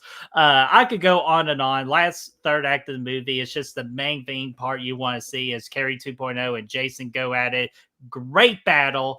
I still defend the very end of it where the dad pops out of the lake. I defend that thing of why that is. So you can go back to the other videos for that deep dive explanation. So number 19 is The New Blood, Part 7, Friday the 13th. Okay. Number 19 for me is also going to be Friday the 13th territory, but I'm going Friday the 13th, Part 3. Chris, it's a movie. Happy. Well, here's the thing. It's because of the competition it's going against, man. What am I supposed to do? It's still, like I said, these movies to me are solid. And again, this is one of my favorite third acts in the franchise. It's probably in the top 5. For sure. It's definitely in the top 5. With Chris going up against Jason, like we talked like a week ago, Chris is the one final girl to kick his ass, man, alone, except for that one dude without an arm that popped out of the closet. But that's a whole different thing. Luke Skywalker. But yeah, she came out, she kicked some Jason ass, and Richard Brooker's a big reason why this movie's as high as it is. But I do think the moments leading up to the third act, it stalls a bit. There's a lot of downtime. Shelley is a great character. I love Shelley, seeing him, trying to bring a little fun to this group that just needs some fun. I don't know how long he waited in that water to scare what's her name with the scuba gear on, but it was a long time. he had to be down there. He has lungs of steel. Oh my god, I'm trying to remember his name. It's just his name is Shelley. I don't know what. Well, yeah. So, but I don't know I can't remember what her name was. But either way, I liked him a lot. But I still do think the first couple acts are pretty slow. So I'll put it at 19 for that 19 for that reason. But the third act with Richard Brooker kicks ass. Nice. All right, so let's go ahead and go to 18. Let's just keep moving along here. Number 18 for me is going to be in the Halloween territory. Second, David Gordon Green film I'm going to be talking about. Halloween Kills at my number 18. This is the one where I'm actually having a lot more fun with this movie the more times I watch it. And it's not for the story, because I finally just taken it for what it is. It's just saying, no, screw the story. We're just going to give you Michael fucking people up. And I'm all for it, for Michael fucking people up in all creative and disgusting ways. And I think, plus just the film from like a cinematography standpoint looks outstanding with this. But however, the big crime of this movie is the lack of knowledge that if pretty much it forgets that it's supposed to be a part, like a B, and your job for a B movie is to get to the C movie. And I feel like it just rushed that kind of momentum at the very end of the movie of what happens to Karen and all that. So that's where I give a major downgrade there. And also and this is absolutely how you not use legacy characters to kind of help out your horror, your trilogy, your horror franchise or whatever. Just what they did to those legacy characters was actually very damn disgusting, and they shouldn't have been brought back just to, end up with what happening to them, unless if it actually helps with the story and character development within our new characters. But it does none of the above. But still, James Jude Courtney was a badass Michael. He did badass kills. This movie kills. And I know at this point right now in the Halloween franchise is my guilty pleasure watch. Number 18, Halloween Kills. I dig it, man. 18 for me. This movie's actually kind of downgraded for me. I was looking back at the last time I did this ranking in my letterbox a few years ago, and this dropped quite a bit. And it's not necessarily because it's bad. I prefer the other movies ahead of it. And it's a Nightmare on Elm Street Part 2. Nice. Solid movie. Again, it's a solid one. It's a solid movie. But I just find it kind of just an outlier on this franchise. It's a one and done. Like it's vastly different from anything else we get in those first 3-4 movies. And for that reason, it just it almost feels like it's not even canon. It just feels like it's so weird. But again, I like it. I think the Freddy in this is scary as hell. I like the look of Freddy, the sound of Freddy, and I like the psychological aspect of it. As well, but it bends a lot of the rules, and you can justify that. And I did in our ranking or our watch party of it, by saying, well, at the time these rules haven't been well established, and you can bend the rules and you can kind of change the mythology. But then Dream Warriors comes back and gives us kind of back the same rules from the first one. So it kind of just makes it feel weird when you're watching it in the franchise. But yeah, it still has some really gross moments. The possession, when Freddy comes up through the throat and all that stuff with Jesse and whatnot is really cool. And Jesse's cool as hell too. The balls getting killed by balls, that was cool too. But it still kind of just falls in the middle for me. Nightmare on Elm Street Part 2 at 18. Nice. So, gotta go, guys. I have an appointment. So, Pride Queen, thank you so much for hanging out with us for the first time ever. We hopefully you come back to our live stream in the future, because we love to have you. Absolutely. Have a good night. Happy Halloween. Yeah, and we got speaking of Happy Halloween, Jamie says Happy Halloween. Jamie, what's going on? Happy Halloween to you. And Sebastian says Happy Halloween. So happy Halloween, Sebastian. Absolutely. Happy Halloween, Sebastian, Jamie, everybody else too. It's an awesome night. Awesome night. Yes, and we're close to the halfway point, so we appreciate you all, again, taking time out of your all's Halloween to come hang out with us. We really appreciate you. We know a lot's going on with, trick-or-treating, horror movie watching, and even other streams that are particularly going on right now. So we appreciate you just making this stream so much fun in the chat. You all are the best, and we love you. Yes. So let's see here. We need to go to 17. So let me pull that up real quick. Number 17 is Friday the 13th 3D. So part 3 3D. So Chris, I'm sorry about that, but this is as high as I can go with this movie. It's just so much fun. Like Beth mentioned it in the chat that just the score for this movie is so awesome, and it's still, I would say, it's probably the second most popular track of a score in the entire franchise of Friday the 13th, if you ask me particularly. So I think it's awesome. Chris Higgins, one of my favorite Friday the 13th final girls in the franchise. And like I said, from the final girl tournament we did last week, she's the only Friday the 13th final girl that kicks Jason's ass by herself. I don't know, people are going to say, oh, no, Jeannie kicked his ass too by herself. No, she had Paul doing like 2 sneak attacks. So I don't count that one very much, even though we're going to get to Jeannie Fields in part 2 here in a little while. But part 3D is just so much fun. Shelly just with all of his shenanigans of like trying to hit on the girl. The girl's not interested. He just goes, bitch. It's just, just so randomly. So that's fun. Of course, Chili. And then we got that girl go, oh no, everybody's dead. And of course, mainly what makes this movie great is just Freddie, I was about to say Freddie Jason, but Jason Voorhees himself getting the hockey mask. Richard Brooker just being one of the most intimidating Jasons we have in the entire franchise. He knocked it right out the damn park. Love this movie, have such a good time with it, but unfortunately there's other movies that are just a little bit better than this one. 17 part 3D, and I'm seeing a lot of 3D love in the chat with Destiny and Gavin. All of them love Friday the 13th part 3, and even Gory Tigers here. What's going on there, Gory? Dig it a lot. I like it. Yes, everybody loves part 3, man. It's one of the coolest Jasons. I would say one of the more fun movies of just like the entire list, to be honest with you. It's fun, but it's also boring. It's weird like that. There's a lot of parts of that are boring, but it's also fun though too. Again, like at the ending of it and stuff. All right, number 17 for me. This is another movie that's dropped a lot for me lately, and I don't really know why. I've always loved it. We also have the fan film that we're wanting to do. That's Halloween 3, Season of the Witch, man.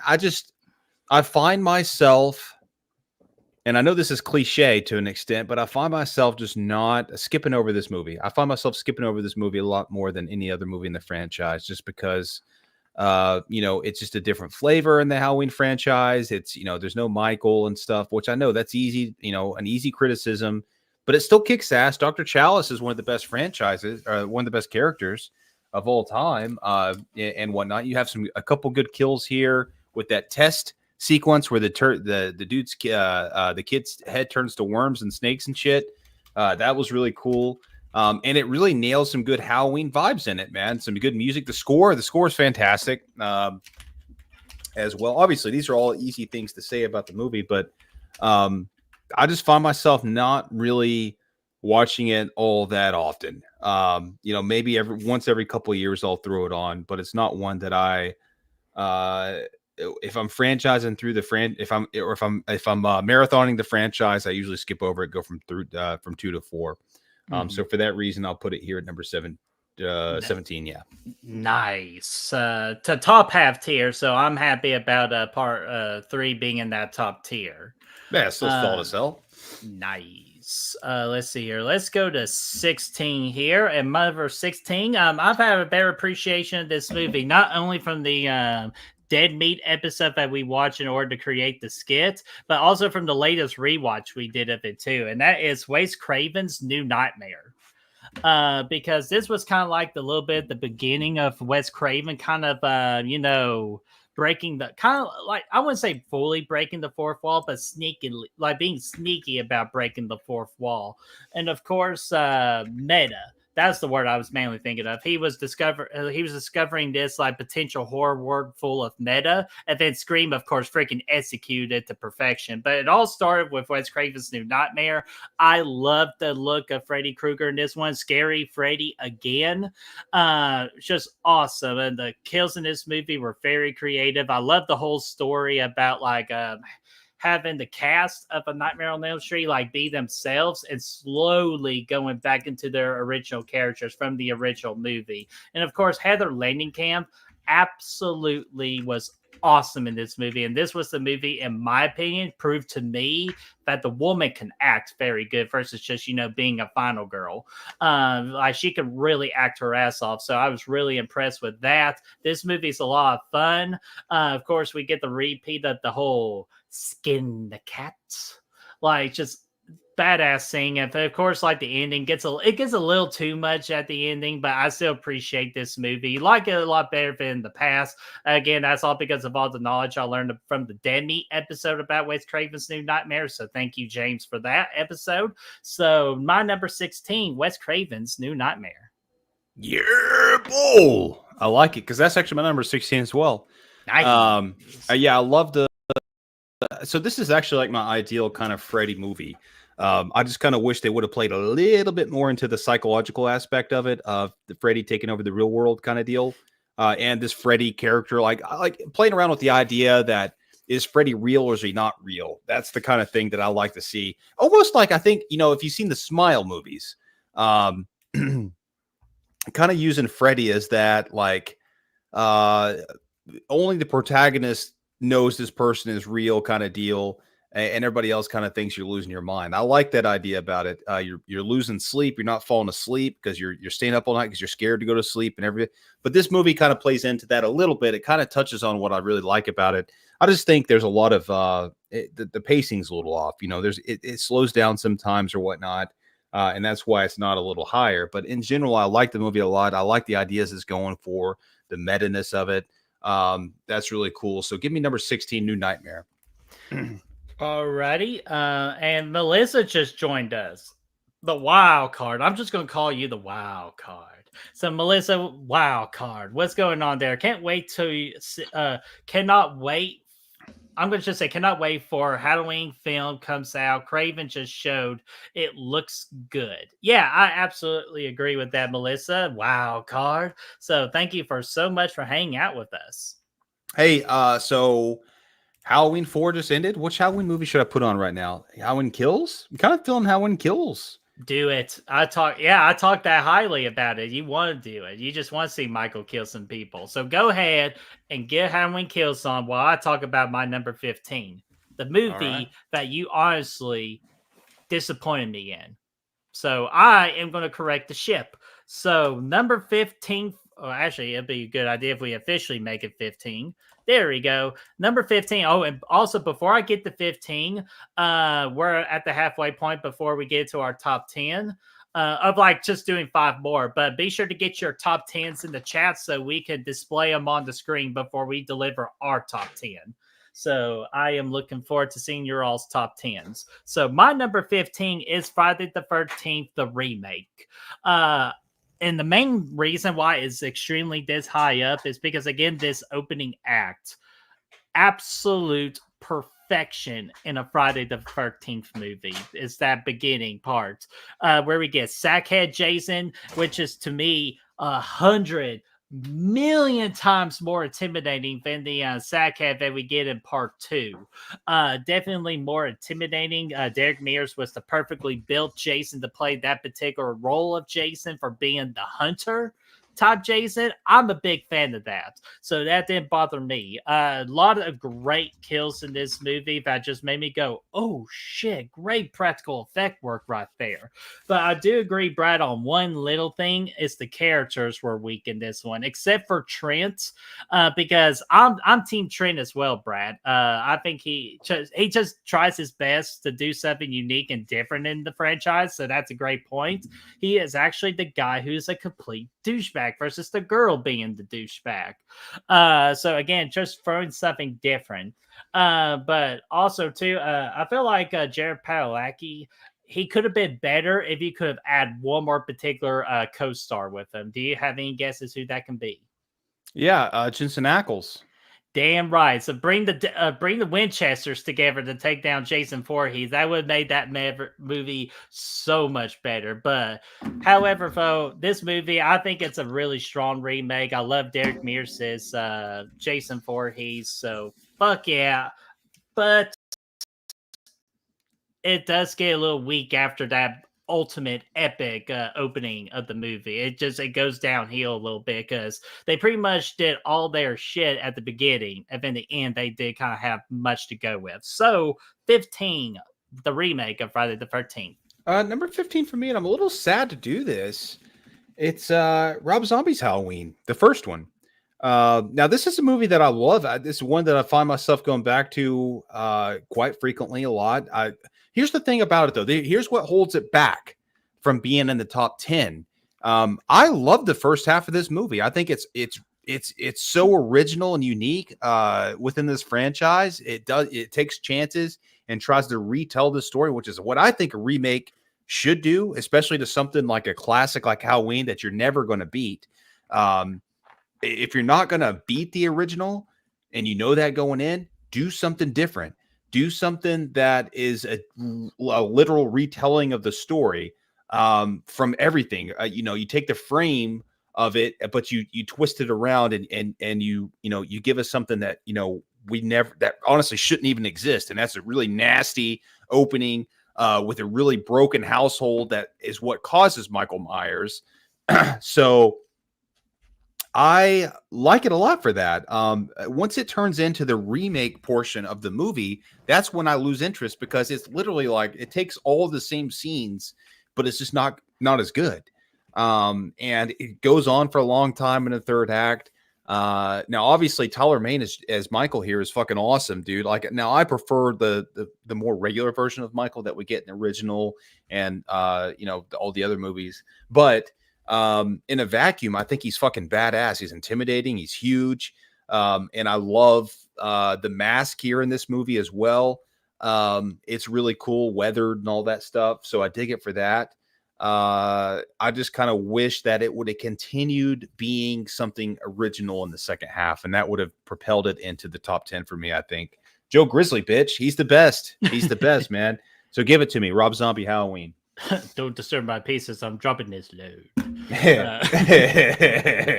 Hell yeah, dude. That's awesome. So let's see here. My number 14, Brad. Hopefully I'm not going to make you too mad on this one either, but I think all the worst case scenarios of making you mad are out of the way, but this might be the last one for you. 14 is Halloween 2 from 1981. And trust me, this is a great sequel, like the best sequel it could possibly be without overtopping the greatness that is the original Halloween from 78. Just Loomis, it's just they turned him up a notch and he was great. They also turned up the notches of the speed limits in the neighborhood of Haddonfield. So that's probably why in the future of the franchise they lowered the speed limits. So if you know, you know. Laurie's wig is very impressive in this movie, but I just like the whole hospital scene. Like, I think it's just a great setting for a horror movie, especially putting Michael Myers in there doing his awesome kills, like with the little bit of the hot bath kill. We get that one. We get the of course the famous shoe drop with how badass the kill is. Michael walking through doors. We get the epic explosion at the end. Go, it's time, Michael. So many great moments in this one, but the problem I have mainly with this is the second half of the movie. It just goes so incredibly slow paced, and I get bored with it in the second act. It's just the first act and the third act are super entertaining, greatly paced. It's just when we get in that second act, yeah, cool stuff happens, but it could have been done a lot faster and a lot quicker. But I still have a great time with this sequel. It's definitely one of the best sequels in the horror genre. Number 14, Halloween 2. I dig it. Number 14 is a movie that I'm watching currently, Halloween Kills. And this is one that, dude, this has moved up so much for me. When we did the review for it, when it first came out, we all hated it. We're like, what the fuck is this? You can go back and watch it. But the more and more I watch it, the more I like it, dude. It's like it's a movie that's just nonstop Michael Myers slaying people. It's got some of the best Michael Myers moments. The flashback I'm actually watching right this moment, which is fucking perfection. 10 out of 10 Halloween shit. Obviously the flying Figaro guy. The penguin. The penguin scales things back a little bit. That's a really head scratching moment, a big one. But everything else, it's such a fast paced movie that never really stops. You got this, Michael Myers is on the loose after the events of Halloween 2018. My apologies. He's on the loose after the events of Halloween 2018, and the whole town's trying to fight his ass and find him and put an end to it for good, which that's a cool storyline. So they're kind of on the hunt, but he's also on the hunt. So I like it. I just think it's an extended version of Halloween 2. That's just, again, it's basically a blueprint. The Halloween 78, Halloween 2 from 81 is pretty much the same story as Halloween 2018 and Halloween Kills. And Halloween Kills is an extended, more fast-paced version of what we get in Halloween 2. It's very much the same kind of thing. He's injured. He's out on the loose. He's, trying to fucking continue his Halloween adventure, and it works well. So I think it's fun for that. And, you bring in a lot of characters. It's again, it's just more of probably a fun version of Halloween 2, I guess, in short. Nice. And also too, like Desi brought up the soundtrack, but yeah, I forgot to include that. The Halloween Kill soundtrack was badass. It's the best of that trilogy, I think. I mean, it's got a lot of badass pieces in it, man. I think it's awesome. Yeah, especially Rampage, dude. Yeah. Rampage. So not the shitty movie Rampage, but the soundtrack's Rampage. So just to be clear. Number 13. All right, let's see. Oh yeah, Big John, Little John. Yeah, exactly. Yeah. That's a fun little thing. It's fun, dude. It's a fun movie, man. Absolutely. Let's see here. Number 13, Brad, you talked about this. I won't go too much deeper into it. It is Rob Zombie's first Halloween movie at my number 13. Rob Zombie got the honor and the privilege to tackle this movie, and he asked the great John Carpenter for any advice, and John Carpenter told him, make it your own. And dang gummit, Rob Zombie, evil genius that he is, other than his writing skills, made this damn movie his own. I'm with you, Brad. The very beginning parts, like the first act and a half of this movie, fantastic. With it, just because it's something that the Halloween franchise hasn't done in a long time. Go back to originality, building a story behind Michael Myers, making this like your own little multiverse in the Halloween franchise. So I know a lot of people just don't like the backstory of Michael, or like we're not supposed to know a lot about Michael, but this is like its own little multiverse of like, what if this particular thing happened to Michael? So you just got to treat it like that. So I love everything with the originality, with the asylum and everything, all that. Then when gets to the remake part, Brad, I agree with you. Not much originality at that point. It's pretty much just a fine bam, bam, bam of copying from the original, but it does a couple of things different. So I enjoy.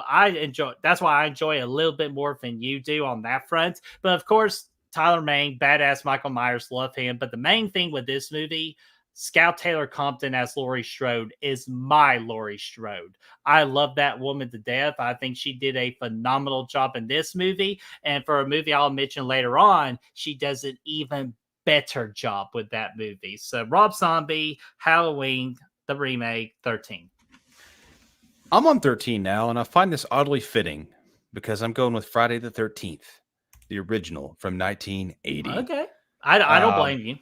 No, it's an atmospheric movie, and I give it a lot of credit for that. And that's what I like about it the most, is because it's a movie set at this summer camp, which is something that they've really struggled to go back to ever since the second movie. They did briefly in 6, but they never go back to the summer camp. And I think that's what makes it so special, is this environment of what's supposed to be a happy time for kids.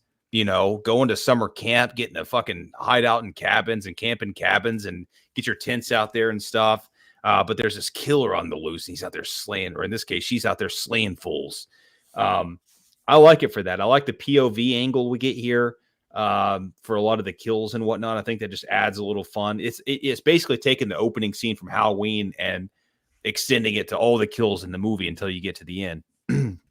So I like that a lot about it. I love the characters are fine. Like Alice, obviously she's not great, but she's okay. I think she's okay. I think she's okay. And there's I don't know, there's just a lot of fun. It really leans into that summer camp vibe in this movie. Now, I do think Friday the 13th Part 2 does it better. We'll get to that later, but I really like it for that. Kevin Bacon, really cool. Obviously the neck kill. There's some good kills in this, especially for 1980. So give me Friday 13th at part 13. Nice. All right, let's go ahead and go to our number 12 here. There we go. Let's see here. Scout straight out of Compton. Rosie, you're just on fire tonight, girl. So let me go ahead and give you one of these. There you go. Keep up with the movie puns right there. So let's see here. Number 12. All right, number 12, Brad. I know you mentioned earlier, and I was very appreciative that you added a little bit higher than in the past. But to me, I'll move it a little bit higher than you do here. And that is A Nightmare on Elm Street 2, Freddy's Revenge. And the main reason why I got this movie so high up is just the practical effect work in this field, or just like in this film, is extraordinary. It's just extraordinary. Like in Friday the 13th, like with the kills and all that, you go, oh, that's great practical effects. And then Nightmare on Elm Street 2 would go, hold my beer. Let me show you how it's really done. And we get just so many freaking incredible practical effects scenes, with the freaking the bath, like the whole shower scene with all that, with the scratch on the bag, that practical scene. Of course, the famous one where freaking Freddy's coming out of Jesse. And also we get the dance from Jesse too. The famous dance that I recreated, Brad. We get that freaking amazing thing. And even, and I know I'm blanking on her name right now, but the girl in that movie, very underrated final girl, in my opinion, too. I think she is awesome. So somebody help me out there with the chat to try to remember the character's name. That's JC's. Would you consider a girlfriend at that point?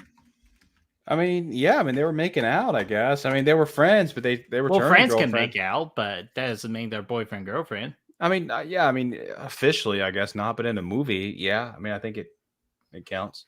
Well, there you go. And then, it's just, with the whole, you got the body, I got the brain. Like, all that's just so cool. Yeah, that's the thing with Freddy. He is at his most scariest in this movie. Like, that's the Freddy that freaking terrifies me. So I love Freddy's Revenge. I know it's not everybody's favorite, but I just really challenge you to really watch that movie and just watch it from a practical effects standpoint. And I think you all will have this a lot better time with this movie. So number 12, Nightmare on Elm Street 2, Freddy's Revenge. And it's Lisa's her name. Thank you there, Jamie. Number 12. Ashton, thank you. Number 12 for me is coming here. And this was probably the biggest surprise on my ranking. This was something that I've been kind of trashing for years. But for whatever reason, the last little bit, I've really come to really like it again. And I liked it when it came out too, a lot. Go ahead and spill the beans here. It's Halloween H2O. It's a movie that, when it came out, I was like, oh, this is easily the best sequel in the franchise from other than Halloween 1 and 2. Jamie Lee's back. We're having a good time. And then for whatever reason, I hated on it for a while, but now I don't really like obviously I don't like the Michael Myers in this movie. He's one of my least favorite Michaels in the franchise.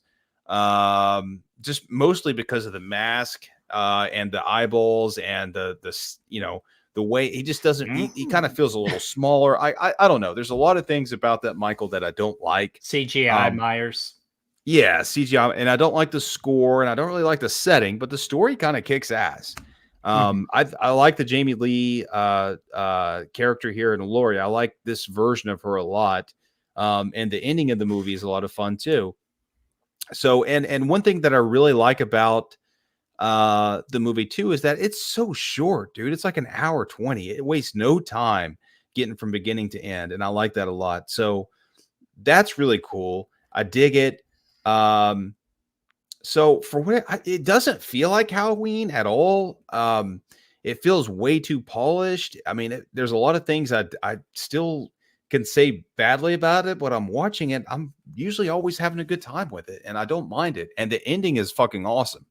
Mm-hmm. So give it to me here at number 12. Surprisingly, I can't believe I'm saying it. Usually I think when I originally did this list a couple of years ago, it was in the 20s probably, but it's really grown on me and I've come to like it. So give me H2O. Nice, dude. I can see why Braden would appreciate that. But close to your top 10, so I'm sure he'll be happy about that. I think Braden will be happy about me with this one right here at number 11. And number 11 for me is going to be Freddy versus Jason. Because first off, the marketing for this movie. You okay, boss? Sorry, Bertie. I didn't realize I was still on. Sorry. You're good. I was digging, man. I forgot to take these things out of the box, and so I had to dig No, I for just it. thought I was about to say, is he okay over there? Like, Sorry. there you go. So- No, sorry. you're good. But no, number 11 is Freddy versus Jason. First off, the marketing for this movie, absolutely like perfection when it comes in terms of marketing. I haven't seen marketing that great. That was great marketing. And then years later, when we had Smile, that was great marketing. So it's been such a long time since we had great marketing like that. And plus, we all know why we love this movie. Just the fight between Freddy versus Jason itself and the proper build that they have done, with New Line Cinemas and Paramount, fighting for the rights and everything to try to make this fight happen. Hell, they even mentioned it in Jason Goes to Hell with that final scene at the end of the movie. So a lot of people have been wanting this for a very long time. And when we finally got it and we get that third act, dude, I'm going to speak like a freaking Gen Z person here. That shit slapped.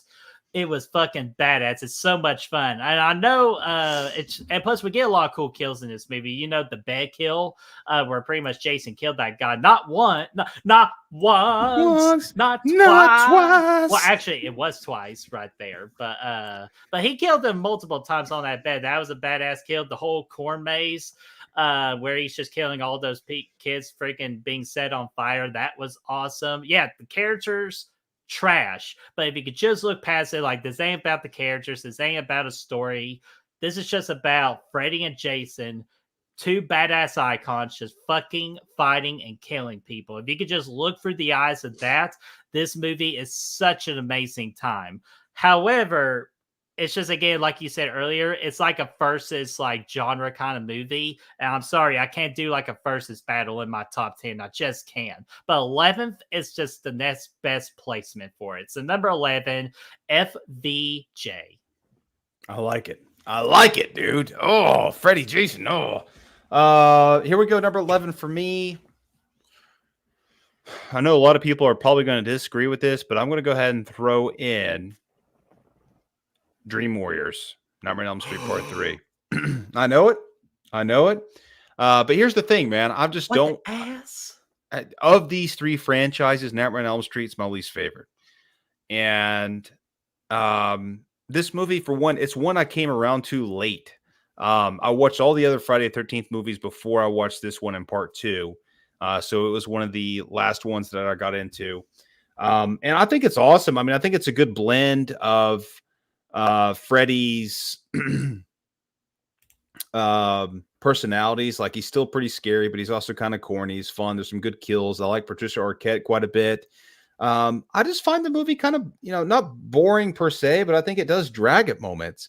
I think there's some times in the movie where it's a little slow, and I don't really like the Amanda Kruger angle to it or anything like that. I don't particularly care for the setting all that much.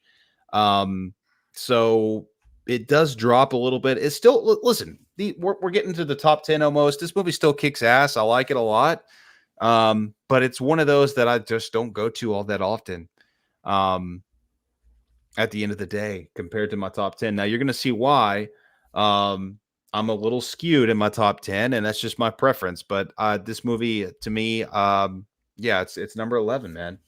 Nice. You pissed off Ashton there. I know. I probably pissed off a lot of. I know. I probably pissed off a lot of people. It's a lot of people's favorites. And I like Freddy. Worse than me putting Jason Lives at 20. So it's okay. It's definitely not as bad as that. But I like Freddy a lot. I mean, obviously, I love all of these franchises, but I like the other two franchises more. So they're kind of filling in a lot of my top 10. So I'm interested to see what your number 10 is. I know what it is.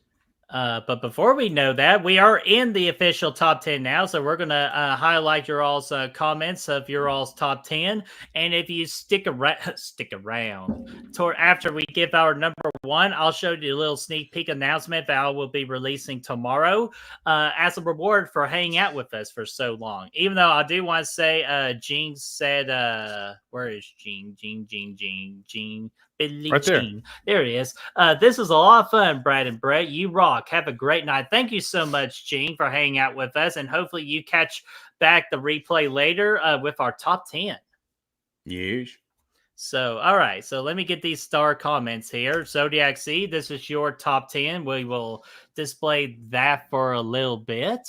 Let's see here. I'm just looking here. Okay. Ooh, okay. Howling 6. Okay. I like that top 10. I do too. I like let's see what we got. Number 3 is H2. I like that a lot. Number Elm Street, number 1. Yeah, I dig that. I like that a lot. Nice. This is Gavin's top 10. So let's see here. No order. That's okay. Okay, I like the Rob Zombie love there. Okay. Friday 5, F5, Friday 5. I like nice. that. That's unique. Oh, and here's what's more unique, Brad. He doesn't have the original Halloween on here. Yeah, that's fine. That's fine. Obviously, you're I know Friday. we had a conversation about it, like through DMing, and I don't blame him. So, Gavin, hell yeah. And Herbert, what's going on there, Herbert? I just saw your comment there. How are you doing, bud? Hey, And then we got Ashton's top 10. So let's take a look here. Okay. I love all the love for how. Oh God, how they gummit, Ashton. I knew it. What? Oh, how it is, my man. I knew it was too clean there for a minute. I knew something had to go straight. So, but no, Ashton, I'm just kidding. You know, it's your list. You do what you want with it. So, all the respect to the world with your top 10 list. Yeah. Let's see here. Just want to make sure anybody else put their top 10. Nope. I think we are good to go, Brad. Brad, are you ready to go to the top 10? I am ready to. Where are you at with your movie right now? It's actually the fire scene right now. He's literally walking out. Like, I know this is cliche, but he's literally walking out the front door with fire all over him right now. Oh, so the badass scene. Yeah, he's literally about to slay all these firefighters. It's gonna be awesome. Yeah, we got the water. I'll let you watch that as I go to my number 10. Okay. So, wait. Oh, Raymond, did I miss yours? Brad, if you could do me a favor, after the firefight, can you find Raymond's top 10? I am so sorry, Raymond. Of course, yeah, we'll find it. Don't worry about it. And Lamontra, what's going on there, dude? How are you doing? Hopefully all is going well, and you're having a good Halloween night, my friend. Yes. Right. So as we're going to search for it, Raymond. So I appreciate you bring that up to me, because when the chat gets crazy, some things can get lost. So my number 10. Happy Halloween, Silver Shamrock. Number 10, Halloween 3, Season of the Witch. I fucking love this movie. And as you all can already tell back here, the pumpkin's right there, so don't worry. You could just tell I love this movie to death. And it has pretty much a father figure in this movie who I worship as just being a true classic American dad. Tom Atkins as freaking Dr. Chalice, dude. Him getting with the freaking ladies, abandoning his family. He's living the fucking American dream, dude. And he's banging hot chicks in a hotel room and just giving classic lines like, well, that's a dumb question, Ms. Elbridge. Like, you know. Enbridge. Yeah, like, holy crap, dude. Just Tom Atkins. And plus, I got to meet Tom Atkins. He's just a fucking awesome human being. It's just, again, Dr. Chalice, man. And plus, we get freaking Cochran as the bad guy in this movie, as a creepy old rich man and all that, following freaking rituals and shit about killing people, like killing children. This movie gets dark, dude. And it's just the kills in this movie are great from a practical effects standpoint. This movie never gets boring at any point for me. This is like a religious watch for me, and I'm ashamed I haven't gotten the chance to watch it this year. So maybe if there's a boring football game over the weekend, I might be hopping on some Halloween 3 just to get my Halloween 3 kick in. So, love you, Dr. Chalice. You're my fucking boy. I'm not going to stop it.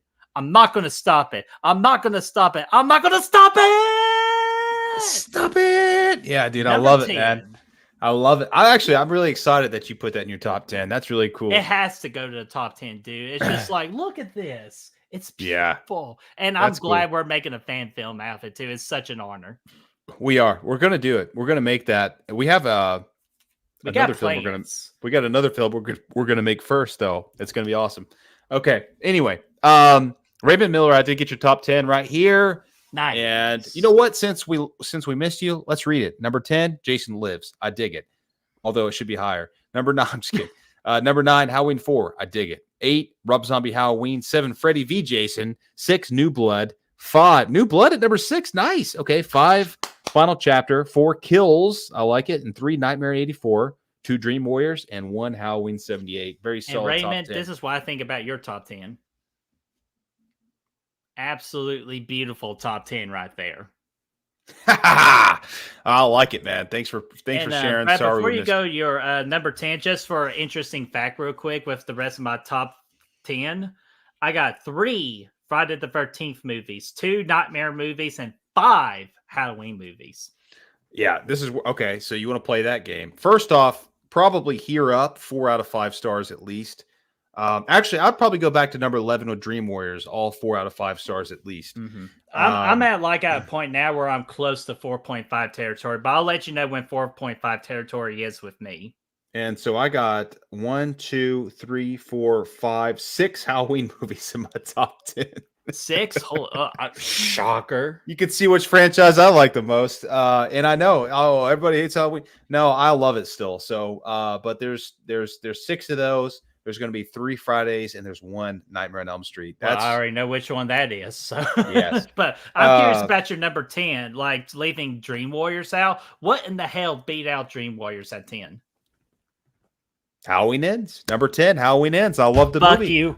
Hey, come back. Come on back. No. Come on back and sit down. Get you some Skittles. Get some Skittles and hear this out.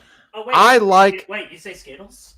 I like the originality this movie brings, man, and I get it. I get all the criticism. I get all the criticism.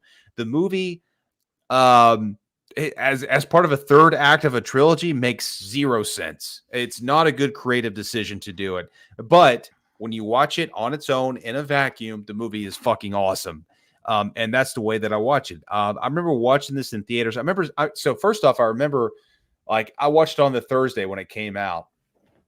And I remember the pre-release buzz was like, this movie's going to piss some people off. And I was like, okay, damn, that sucks. But when I was watching, I'm sitting here and I'm liking it. And I'm like, dude, I think I actually fucking love this movie. And I'm sitting there and I'm smiling and I'm pumped up. And I'm like, dude, honestly, I don't want this to end. You know, this Corey Cunningham fella, he's cool as hell.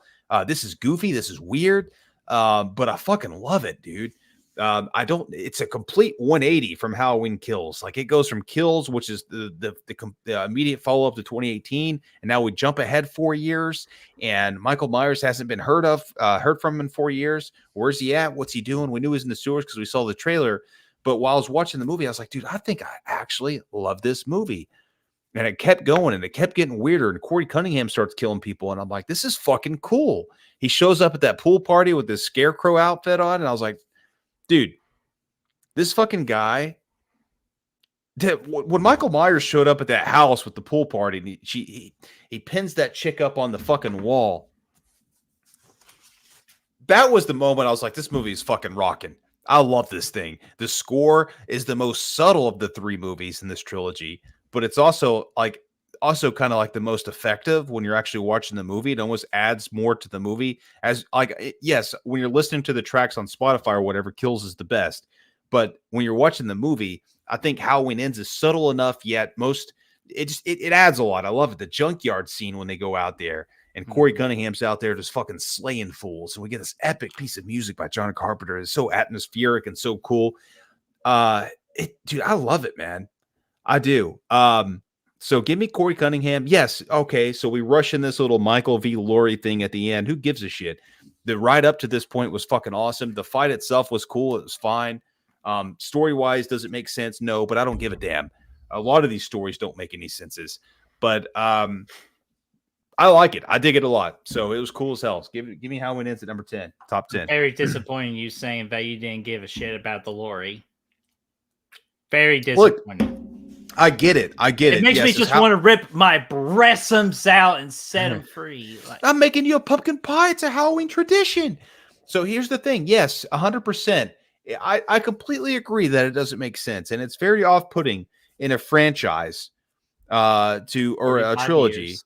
In a trilogy to have this 180 from Halloween 1, 2 to Kills. And I think this franchise really should have been reconfigured. I think Halloween Ends is a great sequel to Halloween 2018. I also think it's a great starting point to the trilogy, where they'd have to rework it a little bit, but the arc that Laurie makes in this movie is, well, in the trilogy, I think it kind of should be reversed or whatever, from where she starts and where she ends. And I don't know. There's a lot of things I could talk about. I've talked about it before. If you go back and watch our Halloween Ends reviews and whatnot. But yeah, I find it an awesome flick. I dig the hell out of it when they're part. I don't know. It's got a vibe to it that I love. Well, Ashton, get the fuck out. No, I'm just kidding with you. I'm kidding with you. If you give it a 5 out of 5, dude, that's fucking awesome. I'm happy for you. It kicks ass. It kicks ass. It does kick ass. It's ass filled with shit. That's the problem. So it almost feels like a John Carpenter movie. And that's what's cool about it, Well, it did because it followed the anthology route. But dude, we could do this all day, though. So I don't want to waste any people's time on it. Like, I'm sure we'll do like a reintroduction on Halloween Ends in the future, because we have talks about a potential watch party series with it. So that's where we could go one-on-one with the great one, the final boss, baby. Oh, we're gonna do a watch party. Hell yeah. Damn right we are. So maybe next year. We haven't decided what franchise party watch we're going to do just yet. Hey, if you got suggestions, let us know. But speaking of suggestions, before we go to number 9, there we go. Blu-ray Addicts top 5 real quick. Number 1, Halloween. 2, Final Chapter. 3, Jason Lives. 4, Rob Zombie's Halloween 2. And Nightmare on Elm Street 2. Dude, that's a great top 5. I like it. I like having Nightmare on Elm Street in your top 5. That's pretty cool. That's a cool take. Yeah. And Courtney Reed, what's going on, brother? How are you doing? Hopefully all is going well with you. Something is brewing. Dark and Well is on the way. Sounds scary. So let's see here. Nope, I think we're good. So they need to go ahead and cut in right into number 9 here. Let's see here. Number 9.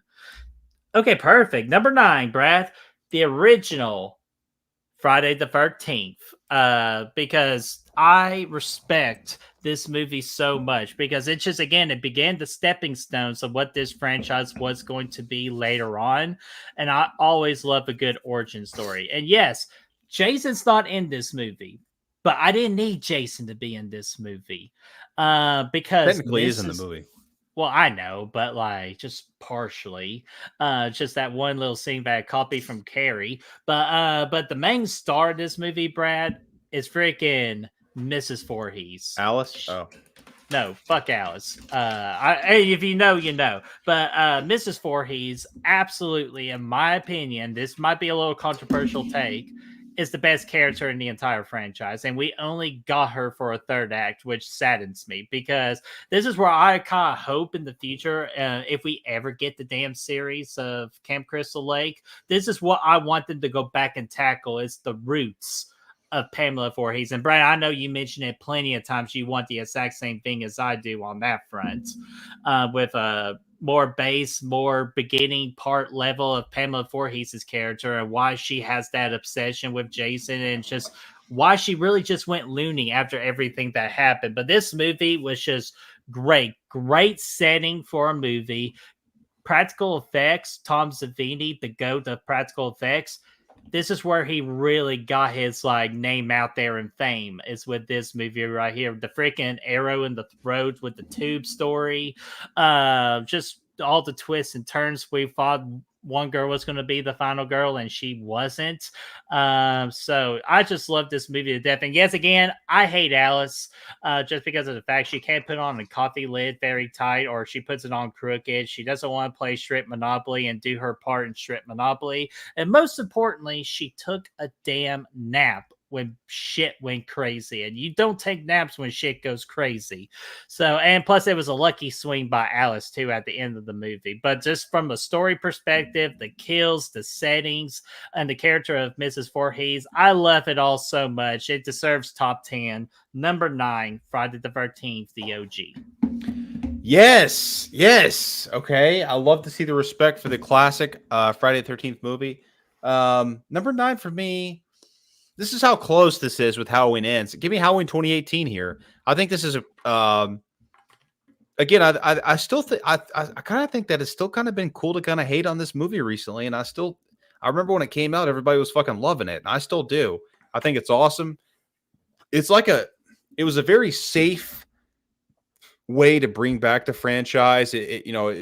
More or less is kind of a reboot of the first movie in a way. With the way that is kind of presented to us, the way that Michael's presented to us.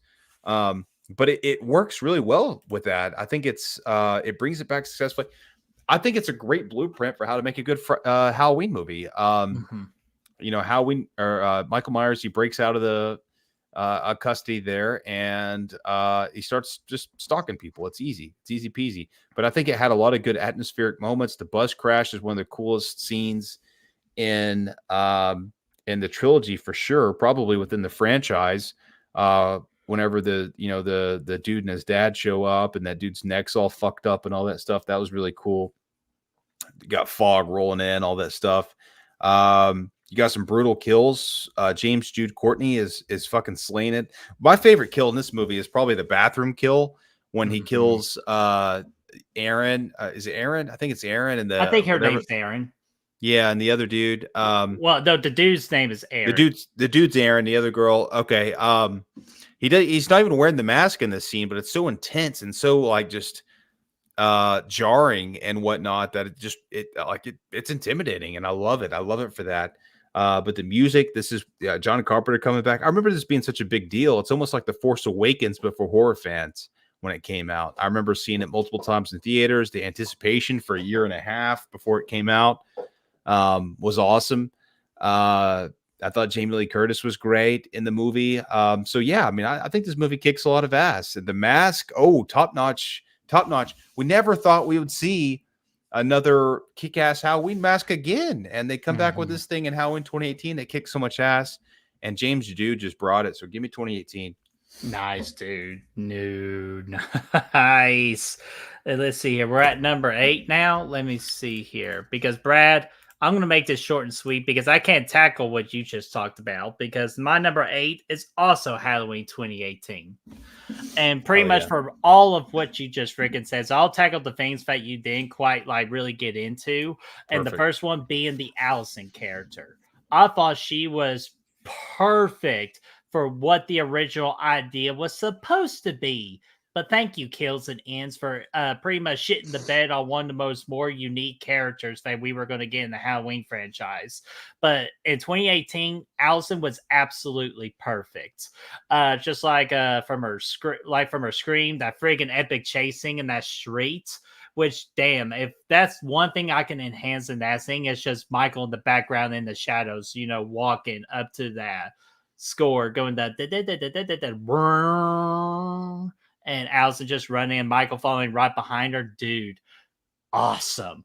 Jamie Lee Curtis, Laurie Strode. This is the Laurie Strode. I like this Laurie Strode more than the H2O one, because within the time period that we are now, to me, this is the more realistic route of that somebody with PTSD would officially take. It's just, load up on guns and shit, and then just like going to fight Michael Myers eventually. I agree. The bathroom scene, awesome. Sheriff Hawkins, one of my favorite sheriffs in the entire He wasn't franchise. the sheriff; he was a deputy. Okay, sorry. One of my favorite deputies. He should have been a sheriff, damn it. I agree with the that. Titus O'Neil knockoff. He did. When he trips running to the ring. Yeah, millions of dollars. Oh my god, I love you, Titus O'Neil. But yeah, perfect. It's a perfect requel, in my opinion. It just does a lot of great, and it was a great starting point into this trilogy that David Gordon and his team were going to do. And I was so looking forward to it. Then unfortunately, Chaos kind of killed the story, and then legitimately ended the misery that whatever the fuck was going on that. But I love 2018. My favorite of the trilogy. Deserves to be in the top 10. It's perfect for being a requel. That is perfect requel. Number 8, 2018. I dig it, man. Number 8 for me, Friday the 13th Part 2.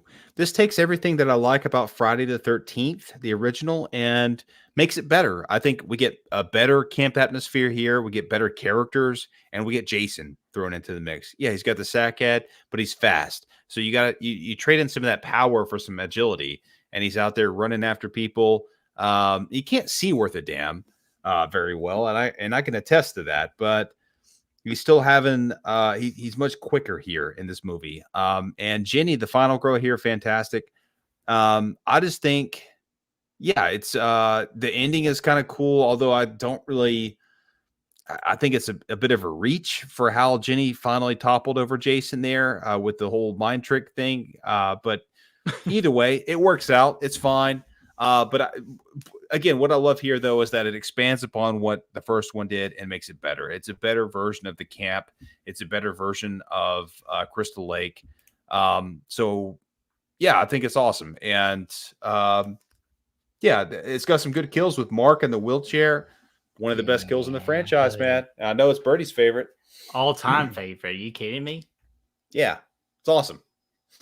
Hell yeah, dude. Can I just and I got somebody's top 5. I will get to that here in a minute, but I want to continue that train, Brad, because my number 7 is also Friday.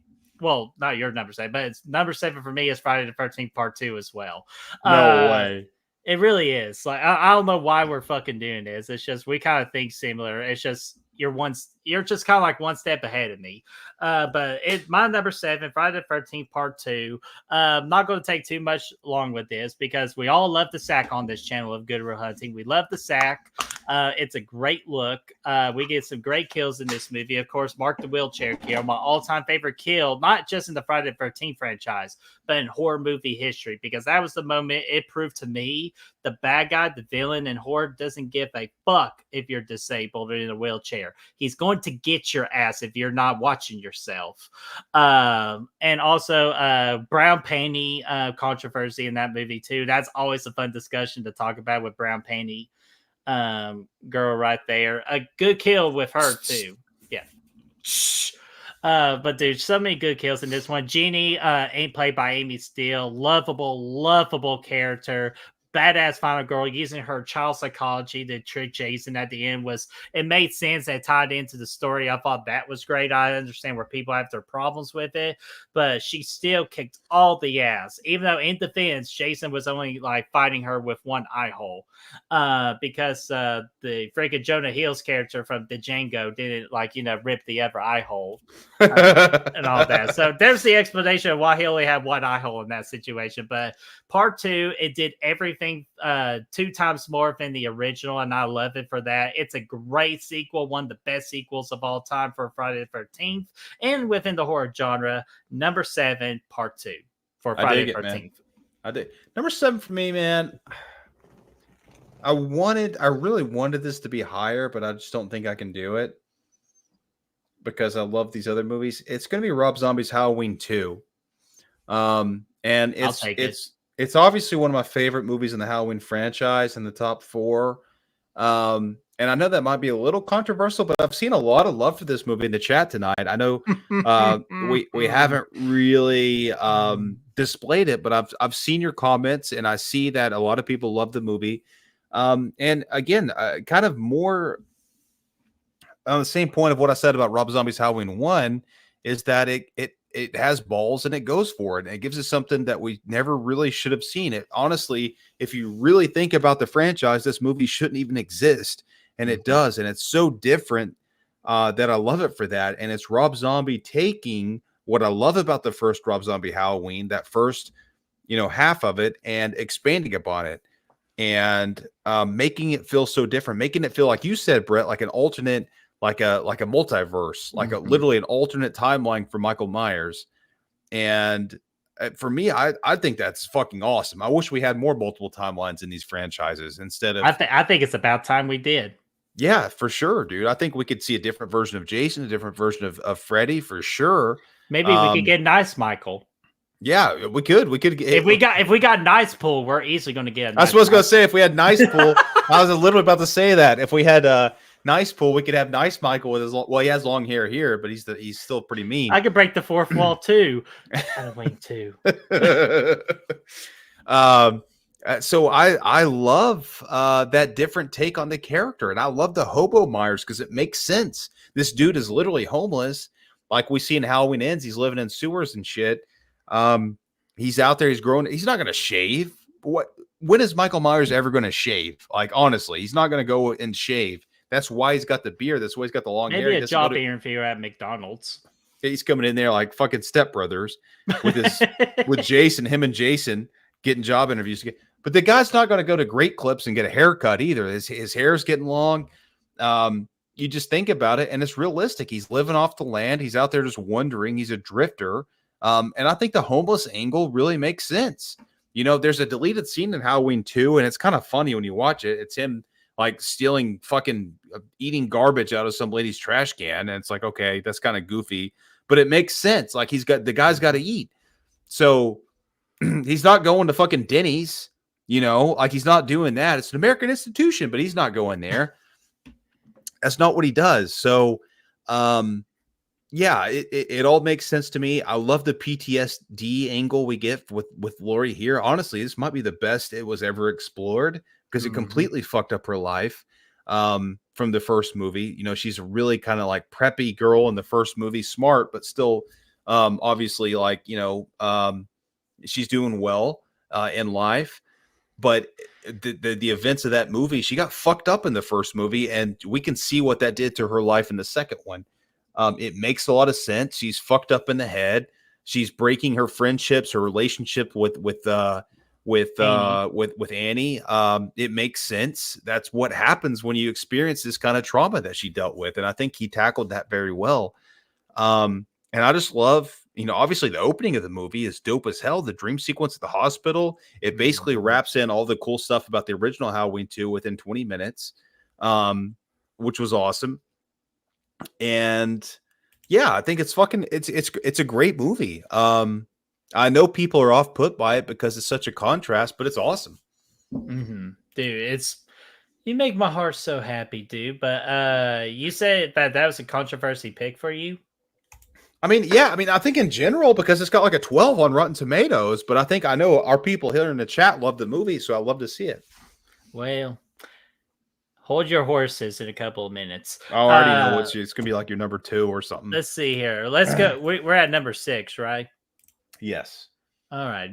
If I can ever get to the damn thing. There we go. Number 6. Number 6 for me, Brad, is going to be Halloween 4, The Return of Michael Myers. Talk about a freaking way to return in this movie with that opening scene in the ambulance. Fucking badass. That's badass. And you know what? I know a lot of people don't like the mask. The mask, honestly, is kind of growing on me. A lot better than Nicolas Cage. I'll tell you that. Oh yeah, sure. Yeah. It's definitely better than that. So it's growing. The mask is growing on me. Jamie Lloyd, young Danielle Harris, one of the best child performances in a horror movie. I thought she was fantastic. I thought, and plus she's just adorable at her age too. So it only adds to it that a big, tall Michael Myers is chasing a little innocent girl like that. It's just a lot of investment goes to that character. Rachel, very great final girl, like one of the top tier final girls in the Halloween franchise. If you ask me, I think she was perfect. She started off as stubborn and selfish, and she ended up being that great sister to Jamie, like Jamie wanted an older sister. So I think that was great writing.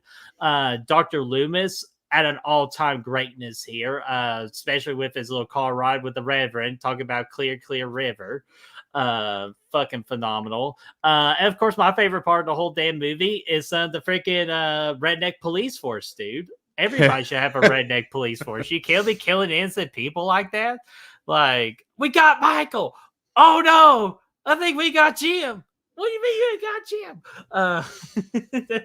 It's just hilarious. But That's Dale also, Honecker or whatever his name is. but dude, the kills in this movie really come at you. This is a very fast-paced movie. Brad, for example, with you, by the time we were talking, the movie was freaking over for you. So very fast-paced movie. You don't miss a beat. A lot of things are great in it. And of course, the shotgun kill, not just shooting the gun, but just actually stabbing his victim with the actual shotgun was freaking badass. It blew me away without blowing the trigger. Love Halloween 4. Number 6, Halloween 4, The Return of the Legend. You know, that's my number 6 as well. And the reason I put it over Rob Zombie Halloween 2, which I don't think I did in our original ranking for this, is because of Loomis. And this isn't very much Loomis's movie.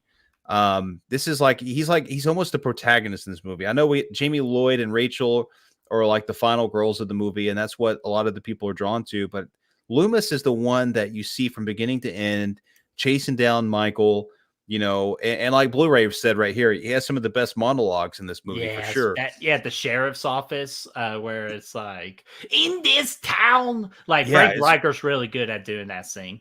No, it's awesome. Yeah, and I think that's why I like it. I gave it the edge over Rob Zombie Halloween 2 is because it does have that Loomis character, full tilt, but not crazy Loomis. It's a perfect Loomis balance.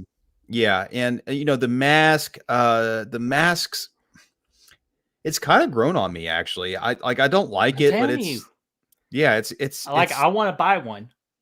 Yeah, I would because it you know it's not like it's nothing as bad as 5. So if you look at the franchise, obviously you got Halloween 1 and 2, it's the same mask, and then the Daniel Gordon Green trilogy would be there ahead of it, and then I think you got the Rob Zombie ones, and then you got probably 4 right after that. So I like that. It's not that bad. So it's you know it's grown on me a little bit. So yeah, I like it. You know, it's atmospheric too. It's got some of the best Halloween atmosphere. It's got trick or treating. That's a big part of it for a few minutes there in the middle act there, which really kind of adds to it. And the third act's a lot of fun. And yeah, I love the Rachel and Jamie together. That's a dynamic duo that really works. So I love Halloween 4, man. Especially the ending, where it's just one of the great twist endings of all time, with Jamie upstairs with the scissors in her hand and Loomis going, "No!" Oh yeah, dude, it has such man. a golden opportunity with that, and they just fucking blew it. Yeah, they did. And 5, they acted like it almost never like happened. If there's a new Halloween movie I kind of want a proper sequel to 4, where like Jamie's like either the bad guy or trying to overcome it or something. That'd be really cool. Yeah, that'd be really cool, man. That's a fan film we need to see right there, man. Somebody make it, please. So let's see here, Brad. We are at number 5. I want to get to this top 10 real quick. Actually, let me remove that comment. Get to the top 10 or top 5 of somebody else. It said, "Oh shit, sorry, wrong button." Let's see here. What the fuck was that? I don't know what that was. Maybe you should stay tuned at the end of this top 5 right here, and you might find out what that was. So let's see here. Where is it? Where is it? There it is. Wait, no. Where did it go? I thought I had somebody's top 5. Let me see. I know we had Raymond's top 10 earlier, so we already had I know. that. We covered that. But I knew I saw somebody else's top 5. I thought I started. Oh, no, here we are. I found it. Yes. Sebastian's top 5. Part 6, Friday the 13th, New Nightmare. Hey, love the respect for New Nightmare. Nightmare on Elm Street 3, Halloween 78, and Halloween 4. Wow, so no original for Nightmare on Elm Street. Okay. That's a little controversial, but hey, I love it. I love different. Yeah, you got New Nightmare in there. I like that. New Nightmare, I think it deserves it. Like it's a very ambitious take on the franchise. So yeah, I think that's cool. Nice. All right, let's finish strong here, Brad. I know we've been going for a while, but we're finally here in the top 5. So let's freaking do this. Let's fucking go. Number 5 for me, Brad. Dream Warriors. Have to do it. To me, this is one of the best all-around Nightmare on Elm Street movies and the franchise of A Nightmare on Elm Street. I think they finally got the perfect balance of Freddy Krueger, of what made him scary and hilarious, and throwing out actually really good puns. So I thought Freddy Krueger was perfect. The return of Heather Langenkamp as Nancy Thompson was freaking perfect, and she did her job being technically a legacy character in that movie, and passing on like her torch into the new torch of Patricia Arquette. It's just unfortunate Patricia Arquette didn't work out for the fourth one, so it was a wasted opportunity there. It's just very unfortunate. But man, this movie had a lot of great kills, with the spider walk, with the puppets. That one's freaking fantastic. Of course, we get the whole big break on TV. Welcome to primetime, bitch. Freaking tongue tied with the freaking nurse and all that. Dude, there's so many iconic fucking moments in this. Where it gets a little bit for me and why it doesn't go higher. I'm just, again, still not the believer that that Nancy falls for that little trick at the end with her dad. I think that's just just not with the IQ of Nancy Thompson. It doesn't think it matches to me. And of course, her dad fighting a real life fucking skeleton too was just kind of weird. That got goofy. Yeah, it got a little too goofy, like in the realm of like part 5 and part 6 goofy to me. And I just don't think it was needed for that particular film. So that's why it doesn't go higher for me. But you know what? A top 5 is fucking fantastic place for it. I think it's well deserved. One the best sequels in a Nightmare on Elm Street franchise. Number 5, Dream Warriors. Here's my number 5, and I'm sorry. I just want to say that I'm sorry for this. It's Nightmare on Elm Street. I'm about to be. Whoa. Nightmare on Elm Street, man. It's look, I said it before, I'll say it again. It's my least favorite franchise of the 3. So naturally it's going to take it's in the top 5. It's in the top 5. I know, but it should be top 3, but it's in the top. It's in the top 5, but it's the least of the top 5. The other 2 franchises fill this top 5 for me. I love it. It's not a perfect movie, but really just because the ending, it just gets weird and it gets goofy. But up until that point, it is perfect. Nancy, hear me out. Nancy's my favorite final girl and everything here. I think she's fantastic. She's the smartest. She's wicked smart. I love Johnny Depp in the movie. I love I love the way that this movie has like these real kind of feeling dream sequences with Freddy jumping out from behind trees, and that whole alleyway scene with Tina, and the Tina kill itself is probably the. It might be the best kill in all of these, off the top of my head. Just kind of thinking about the big 3. Yeah, of the big 3, it really could be. But I'm just more drawn to the other 2 franchises, man. I can't really say more than that. I'm just more drawn to Michael, and I'm more drawn to Freddy, to Jason. So it falls here at number 5, and so that leaves 2 of the other franchises in the top 4. So let's yeah. So I dig it a lot. It's awesome, and top 5 here is great. It's a great movie. Don't get me wrong. These are 4.5 stars and above here on out. Yeah, like top 5 would be, it goes from like 4.5 to 5-star territory with me. Exactly. Well, actually, no. Honestly, I got no 5 stars, so it's all 4.5s from here, like in my top 5. Yeah, I got 2 5 stars and 3 4.5s, and that's where Nightmare on Elm Street is. It's a tough ranking. Sounds like your franchise or your dynasty with UNLV. So, but freaking Hatchet Boys, what's going on, man? Freaking P. Rick, how are you doing, my friend? And Halloween Kills trivia. Booby trap. Which mask was the character wearing that's hung up by the swing set? Which mask were they wearing? That was an easy one. I think you guys can figure it out. Oh, I could tell you who was underneath the mask and what mask it was. That's an easy one. All right, well then that's the trivia. Who is wearing the mask and who's underneath it, or what mask is it and who's wearing it? There we go. So be sure to answer that question. But it's time to go into like one of my favorite numbers of all time, number 4. As our buddy Chris said. Chris, you're with us. Number 4, Brad. This is where my controversial take comes in. Number 4, Halloween 78. I'm even surprised it made it that far in your ranking. You had sleepaway camp over it. I mean, that's pretty ridiculous, but Well, you know. I no, and probably not anymore. But that's for another list and all that. But dude, it's the original for me. I respect the greatness that this film does. I think it's a phenomenal film, a film that should be studied by all horror fans, all people getting into the horror genre, all horror directors wanting to learn how to make a great horror movie. They studied this one. I respect this movie. Michael Myers, all-time great character. Dr. Loomis, all-time great character. Laurie Strode from 78. I'm not the biggest fan of, but I still respect her for what she has done for that horror genre at that particular time. The problem is, the more I watch it, the more problems I find in it that decrease my score and appreciation for the film. Like with the Frank characters, like they kind of hurt the movie for me. Like Annie going, "Oh hi Paul," or like totally, or Bob wanting to rip off Lindsay's clothes. Like some shit like that doesn't age very well for me. And and also another term. So it's just the more I watch this, the more problems I have with it. So that is why, Brad, it is at my number 4. Still an all-time classic. I had no choice but to keep it in the top 5. But if you ain't careful, it might fall out of the top 5 someday. That's crazy, man. You're getting crazy over here, man. I still respect the hell out of that film, and just without that movie, there wouldn't be horror movies. So yeah, suck a dick. Number 4 for me. Number 4 for me is Halloween 2.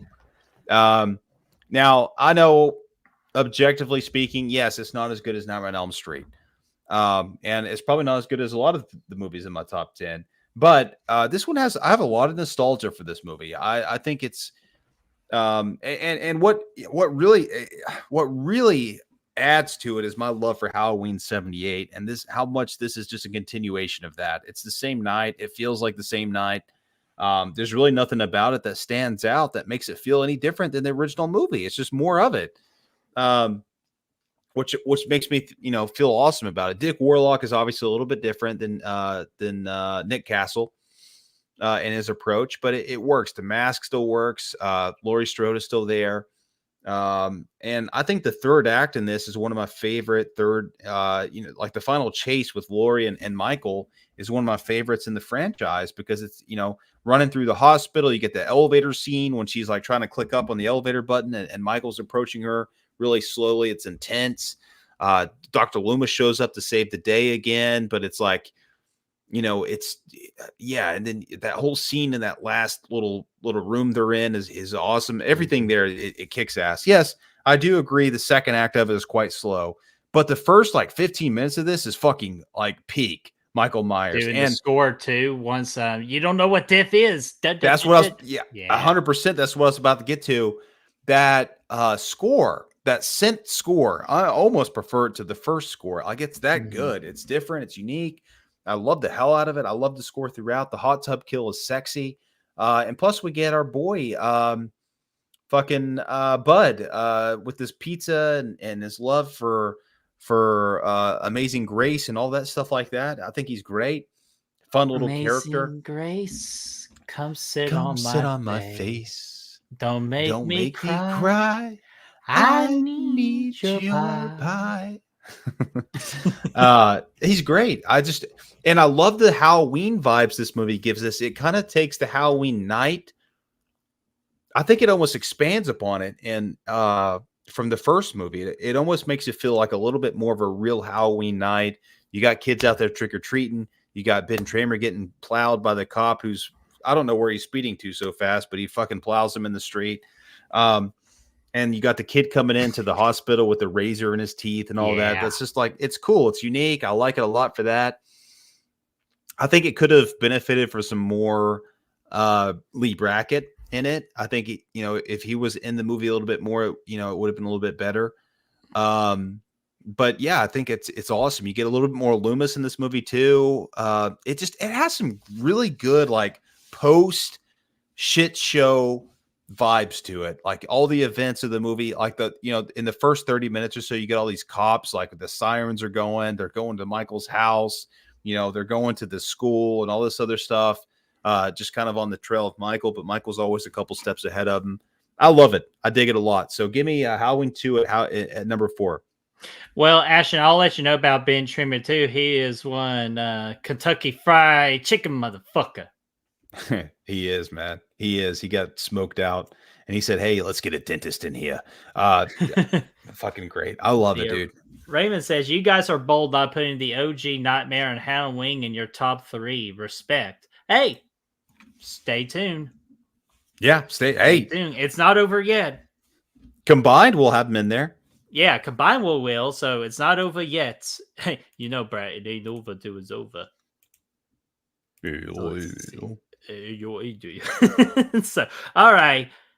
This is where probably everybody's going to tune out. So, guys, I hopefully y'all had a great time. I love you all, so don't judge me hard on this. Number 3, Brad, do you want to take a guess? Nightmare on Elm Street? It is Rob Zombie Halloween 2. Rob Zombie Halloween 2.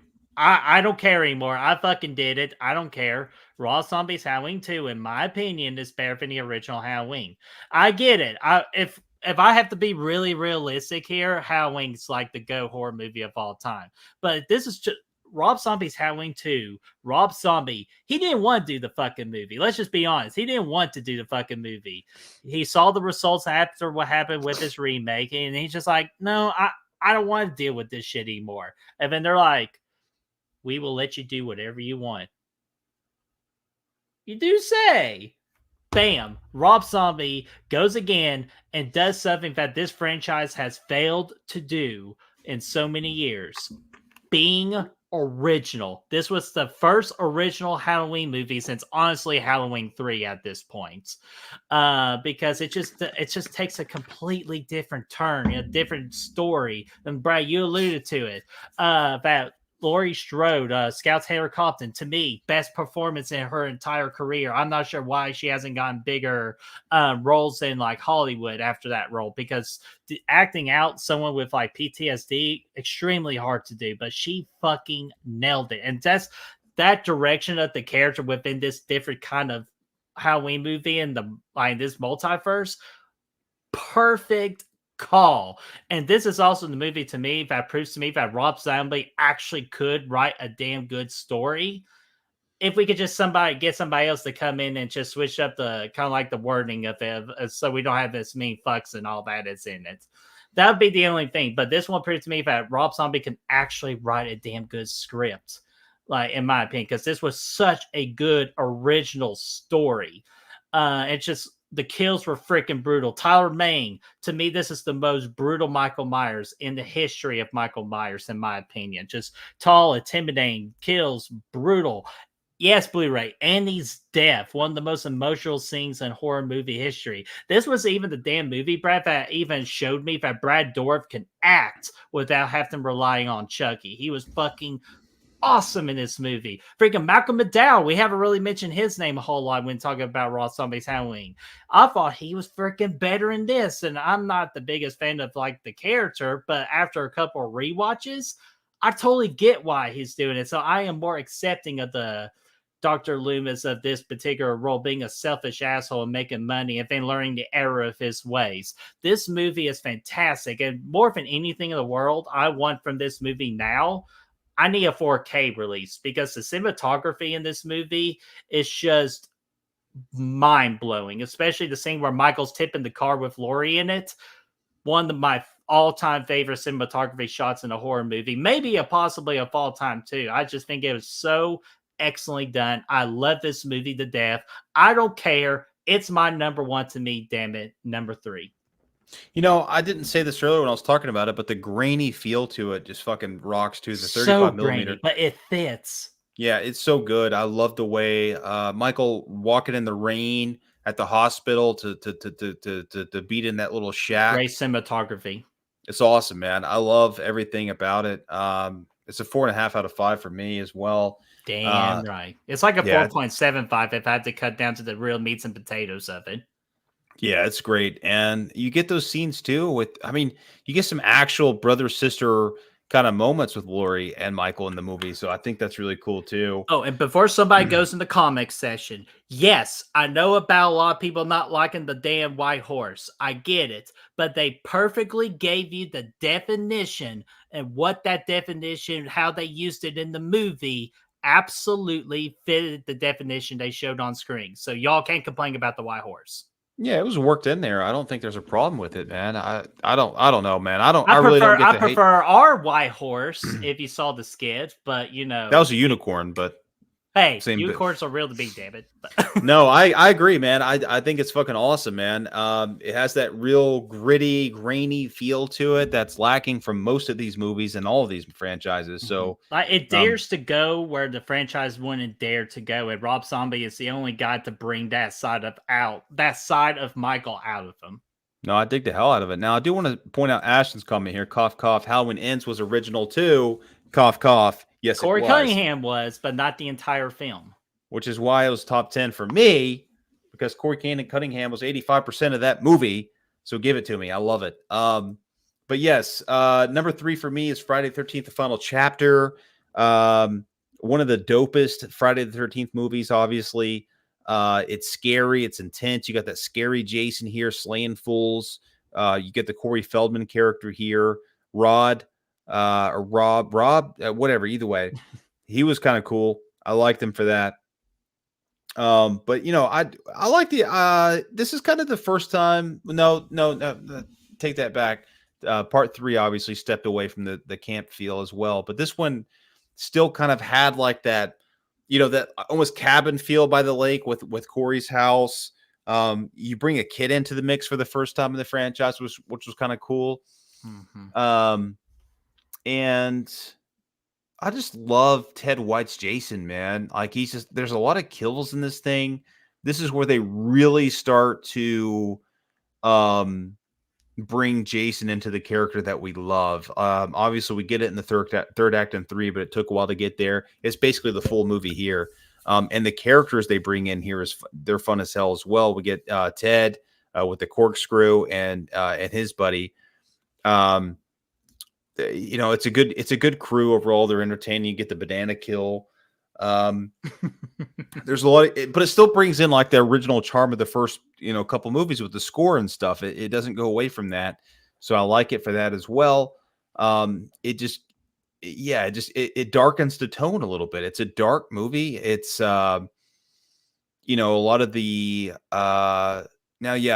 Jason's kind of jumping around all over the place when he starts slaying people, but it's cool. There's a lot of kills back to back. You get a brutal kill in the shower with the fucking nose crunching into the face, which is really cool. Yeah. So yeah, there's a lot of things I really like about it. It's just a kind of a darker. It's probably at this point in the franchise, it's got the darkest tone, I think. Mm-hmm. And it works really well for that. So give me Friday 13th Part 4 at number 3. Nice, dude. I'm so proud of you. Even though I already have a bad feeling what goes above it. So, but that's okay because I know how much it means to you as well. So I don't blame you. So, but Brad, dinkum you. Number 2 is Friday the 13th Part 4, the final chapter. Ooh. In my opinion, this movie is the best slasher movie of all time because it gives you everything you want in a slasher movie. It gives you a great environment. It gives you great kills. It gives you a great icon. It gives you good protagonists for that slasher icon to go up against. 2-on-1 situation, if you may add. One with the brains and one with the guts, which... Again, we get the return of Tom Savini with the practical effects in this movie. Freaking the doctor at the beginning, freaking getting it with the head turning everything with the freaking little saw was freaking like it sets the that whole opening scene, Brad, just sets the tempo of this movie, and it never shied away from that tempo. Of course, it has your traditional like if it gets up intensity, they lower it down with the comedy, and that comedy belongs to our fucking boys Ted. Like Ted and or Jimbo. Yeah, Ted and Jimbo, dude. Yeah, dude. Perfect combination. Perfect level tone of comedy to bring down that tension before the next tension scene hits. So they just did everything so damn great in this movie. Again, practical effects. I can't get enough of. Ted White, Brad, you mentioned my all-time favorite, Jason Voorhees. I think he was absolute perfection in that.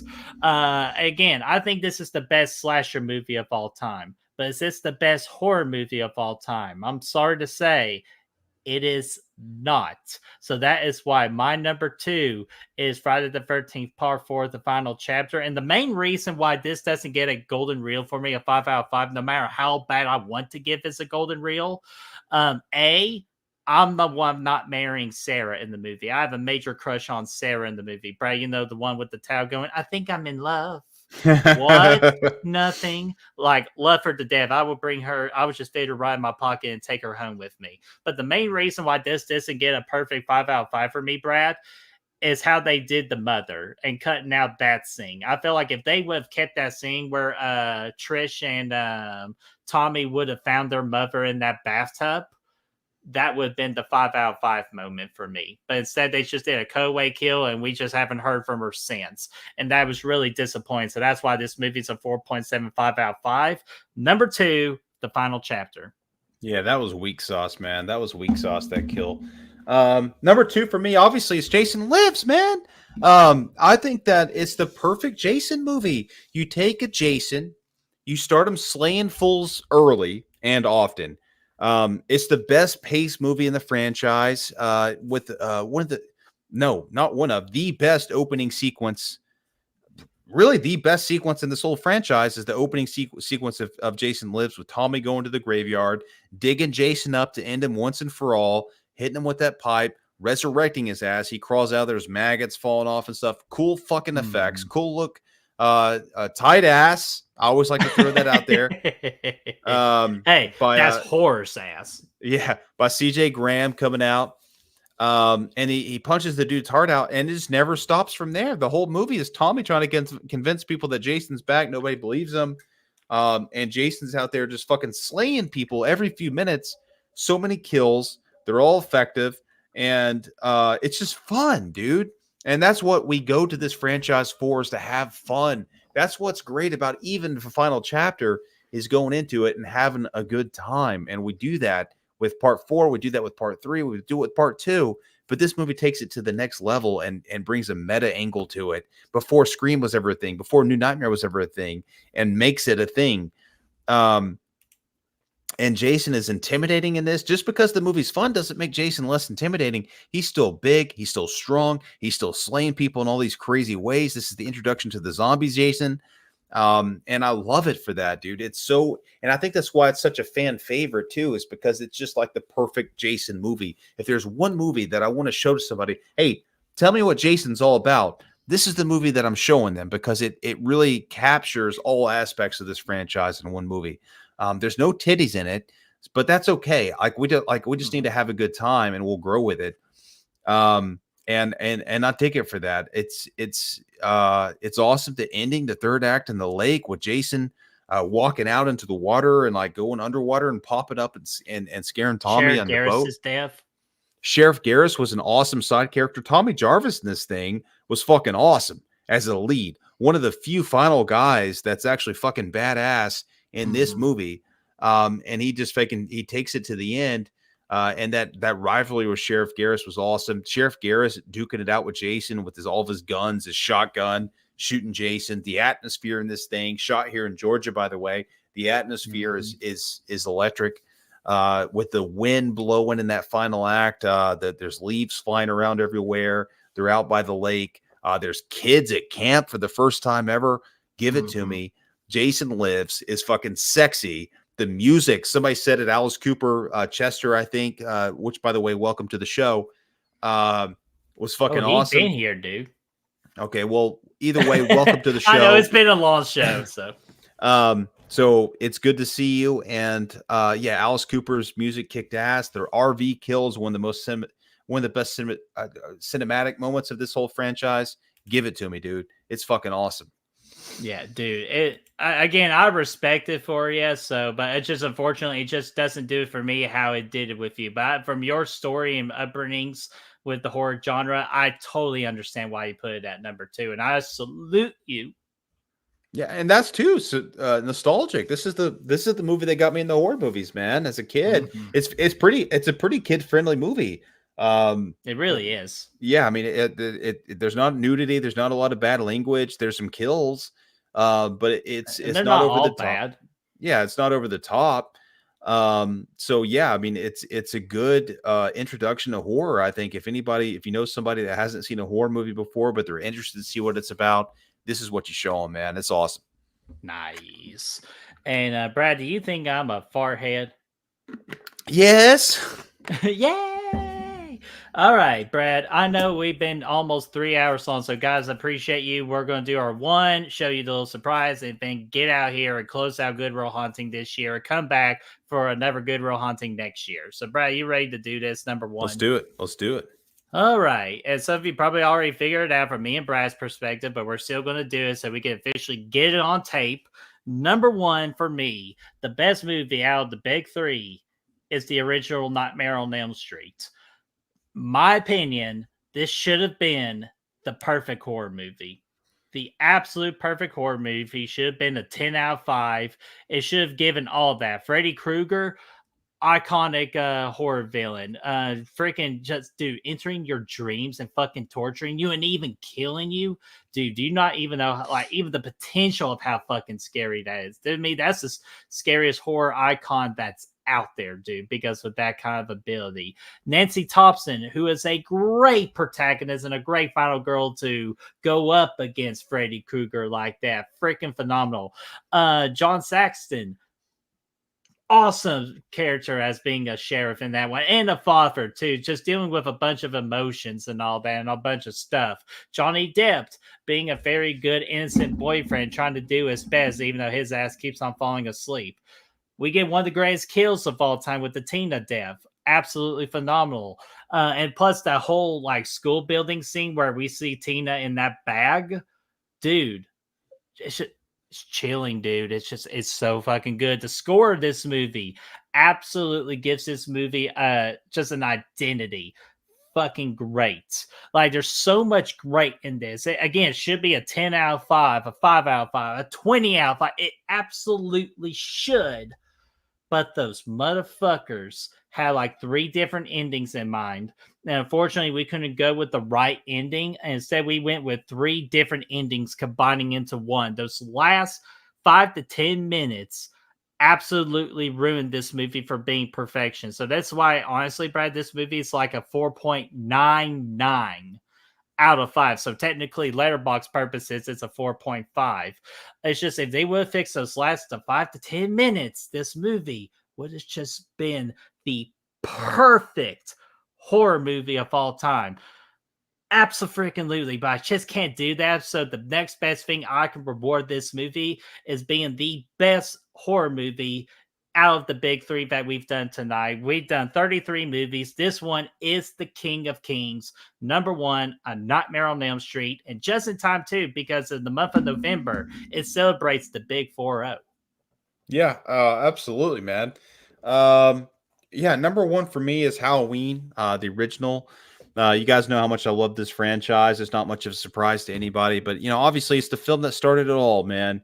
And it's the film to me that used to scare the shit out of me as a kid. It was terrifying, which is more than I can say. It was definitely the most scary movie on this whole list for me at any point in my life. Friday 13th Part 4 kind of falls in behind it, but this is the movie that and honestly, like, this is far and away the best movie of these 3 trilogies or these 3 franchises for me, because it's just it's so, from a cinematography obviously is top notch, the score is top notch, the writing's top notch, everything about it just fucking is just premier filmmaking. And it's like I said about Longlegs, okay, masterclass in filmmaking here when it comes to Halloween. So, you get it, and especially when you consider the low budget, Nightmare on Elm Street 5, or no, okay, reverse that. Oh, Jason Takes Manhattan had a low budget. Okay, it had $8 million. Okay, this movie had $300,000, and it was able to make one of the best horror movies of all time with it. So that just goes to show what you can do when you don't have any money, but you have all the imagination, you have all the creativity, you have all the skills of a good filmmaker and John Carpenter. And that's what we got here with Halloween, man. It revolutionized the horror genre, and it really added a whole subgenre to it that which, you know, it started before this, the slasher genre, but this took it to the next level. This is what generated everything that we're talking about tonight. And you guys know how much I love it. You can see our whole hour-long review on the whole movie if you want to, but I love the fucking movie. It's my number one, for sure. Dude, absolutely. Again, I respect the hell out of that movie, but it's just for me, the more I watch it, just the less it goes. But dude, I'm just glad at least one of us got it at that number one spot. So you the man. And plus your shirt kind of gave it away. Well, you knew it was going to happen. You knew it was going to happen, man. Oh yeah, dude. But guys, we finally did it. That is our big three ranking. And again, we want to ask you all, what does your big three ranking look like? If you dare go all 33, or if you just want to do your top 5 or 10, let us know in that comic section. We love to read them. Yeah, I love seeing these movies ranked, man. It's awesome. Oh yeah. No matter what you feel like, you know, if you have Resurrection number 1, who gives a shit? Let's see what you got. Bad. But I'll just tell you this: in the future, if there's a new movie, like a new entry within this big three horror franchise, I don't mind doing this list again, but just calling it like part 2 or something. Yeah, I'm sure mine would change, especially in the middle tier. Especially the middle tier. You kidding me? The middle tier is the hardest tier. Absolutely. So, hey, write that down. Just do the big 3 tier list for tearing it up. Oh, that would be an epic night. Dude, that would be an epic night. We got to do that. That would be an epic night. Write it down. Actually, you know what? Do you know what happens when we come up with good ideas when it's almost midnight? What happens? You just made the list! I love it, man. But that's great. But guys, we appreciate you all sticking with us from beginning to end. So as a little treat, I did have an announcement tomorrow I was going to make, but I will share it with you tonight so y'all get a lovely head start. And you saw I accidentally flashed something at you all, but that was done intentionally. Come on, I just want to see if y'all were paying attention. But now I'm going to slow it down a little bit and just show you what is going to be officially now under construction. It is going to be underway. It's going to be let's see here, all November, December, a 3-month building project here so we can bring you a show in the first week of February. We are back, baby, for the Real Horror Awards. Hell to the yeah, dude. And that is our new logo created by our boy. All of his work is in the description down below. So we appreciate all of his hard work for making badass logos for us. So this is our new Real Horror Awards logo. And we are underway for the Real Horror Awards 2025, meaning we already got 20%ers underway. What we're going to do next is figure out categories and split out those categories. Around the beginning of January, that's what we'll release. Brad, I would say after Nosferatu, what I'm going to do, and this is something big here. Last year we did a committee that was a little tough, but this time I'm going to make the committee everybody. So you all throw your suggestions out there, what some of your favorite stuff under categories are, and the most popular picks will be like our top 5 or our top 10. So we're just again trying to do something creative on that. Then like beginning of January, that's when the actual full list, our top 5 and all that comes out for you all to vote. Last year we had a total of 200 votes, and this year or this upcoming season, I would love to try to get 300 votes. Yep, that'd be awesome, man. I can't wait for this, man. It's always a blast. And of course, Brad, what also comes with the Real Horror Awards? A Real Horror Award skit, dude. Yeah, and we're going to be underway with creating an awesome skit and hopefully to shoot that at the end of November and have the next 2 months our boy Chris edit the shit out of that thing. So we got some good ideas. Yes, we do. I can't wait, man. Yeah, and then as of next week, we do not know what we're doing yet. If we can't think of anything, we might just do a Q&A and just relax after a busy October with Good Real Hunting. Or if we come up with something, we will let you know. So stay tuned. We do plan on going live next Thursday. Hell yeah, we do. All right. So, Brad, I know that 3 hours. I know we're tired as shit. So you get the final word and close us out. I got to take a piss. Go take a piss, everybody. See you all next week. Peace out.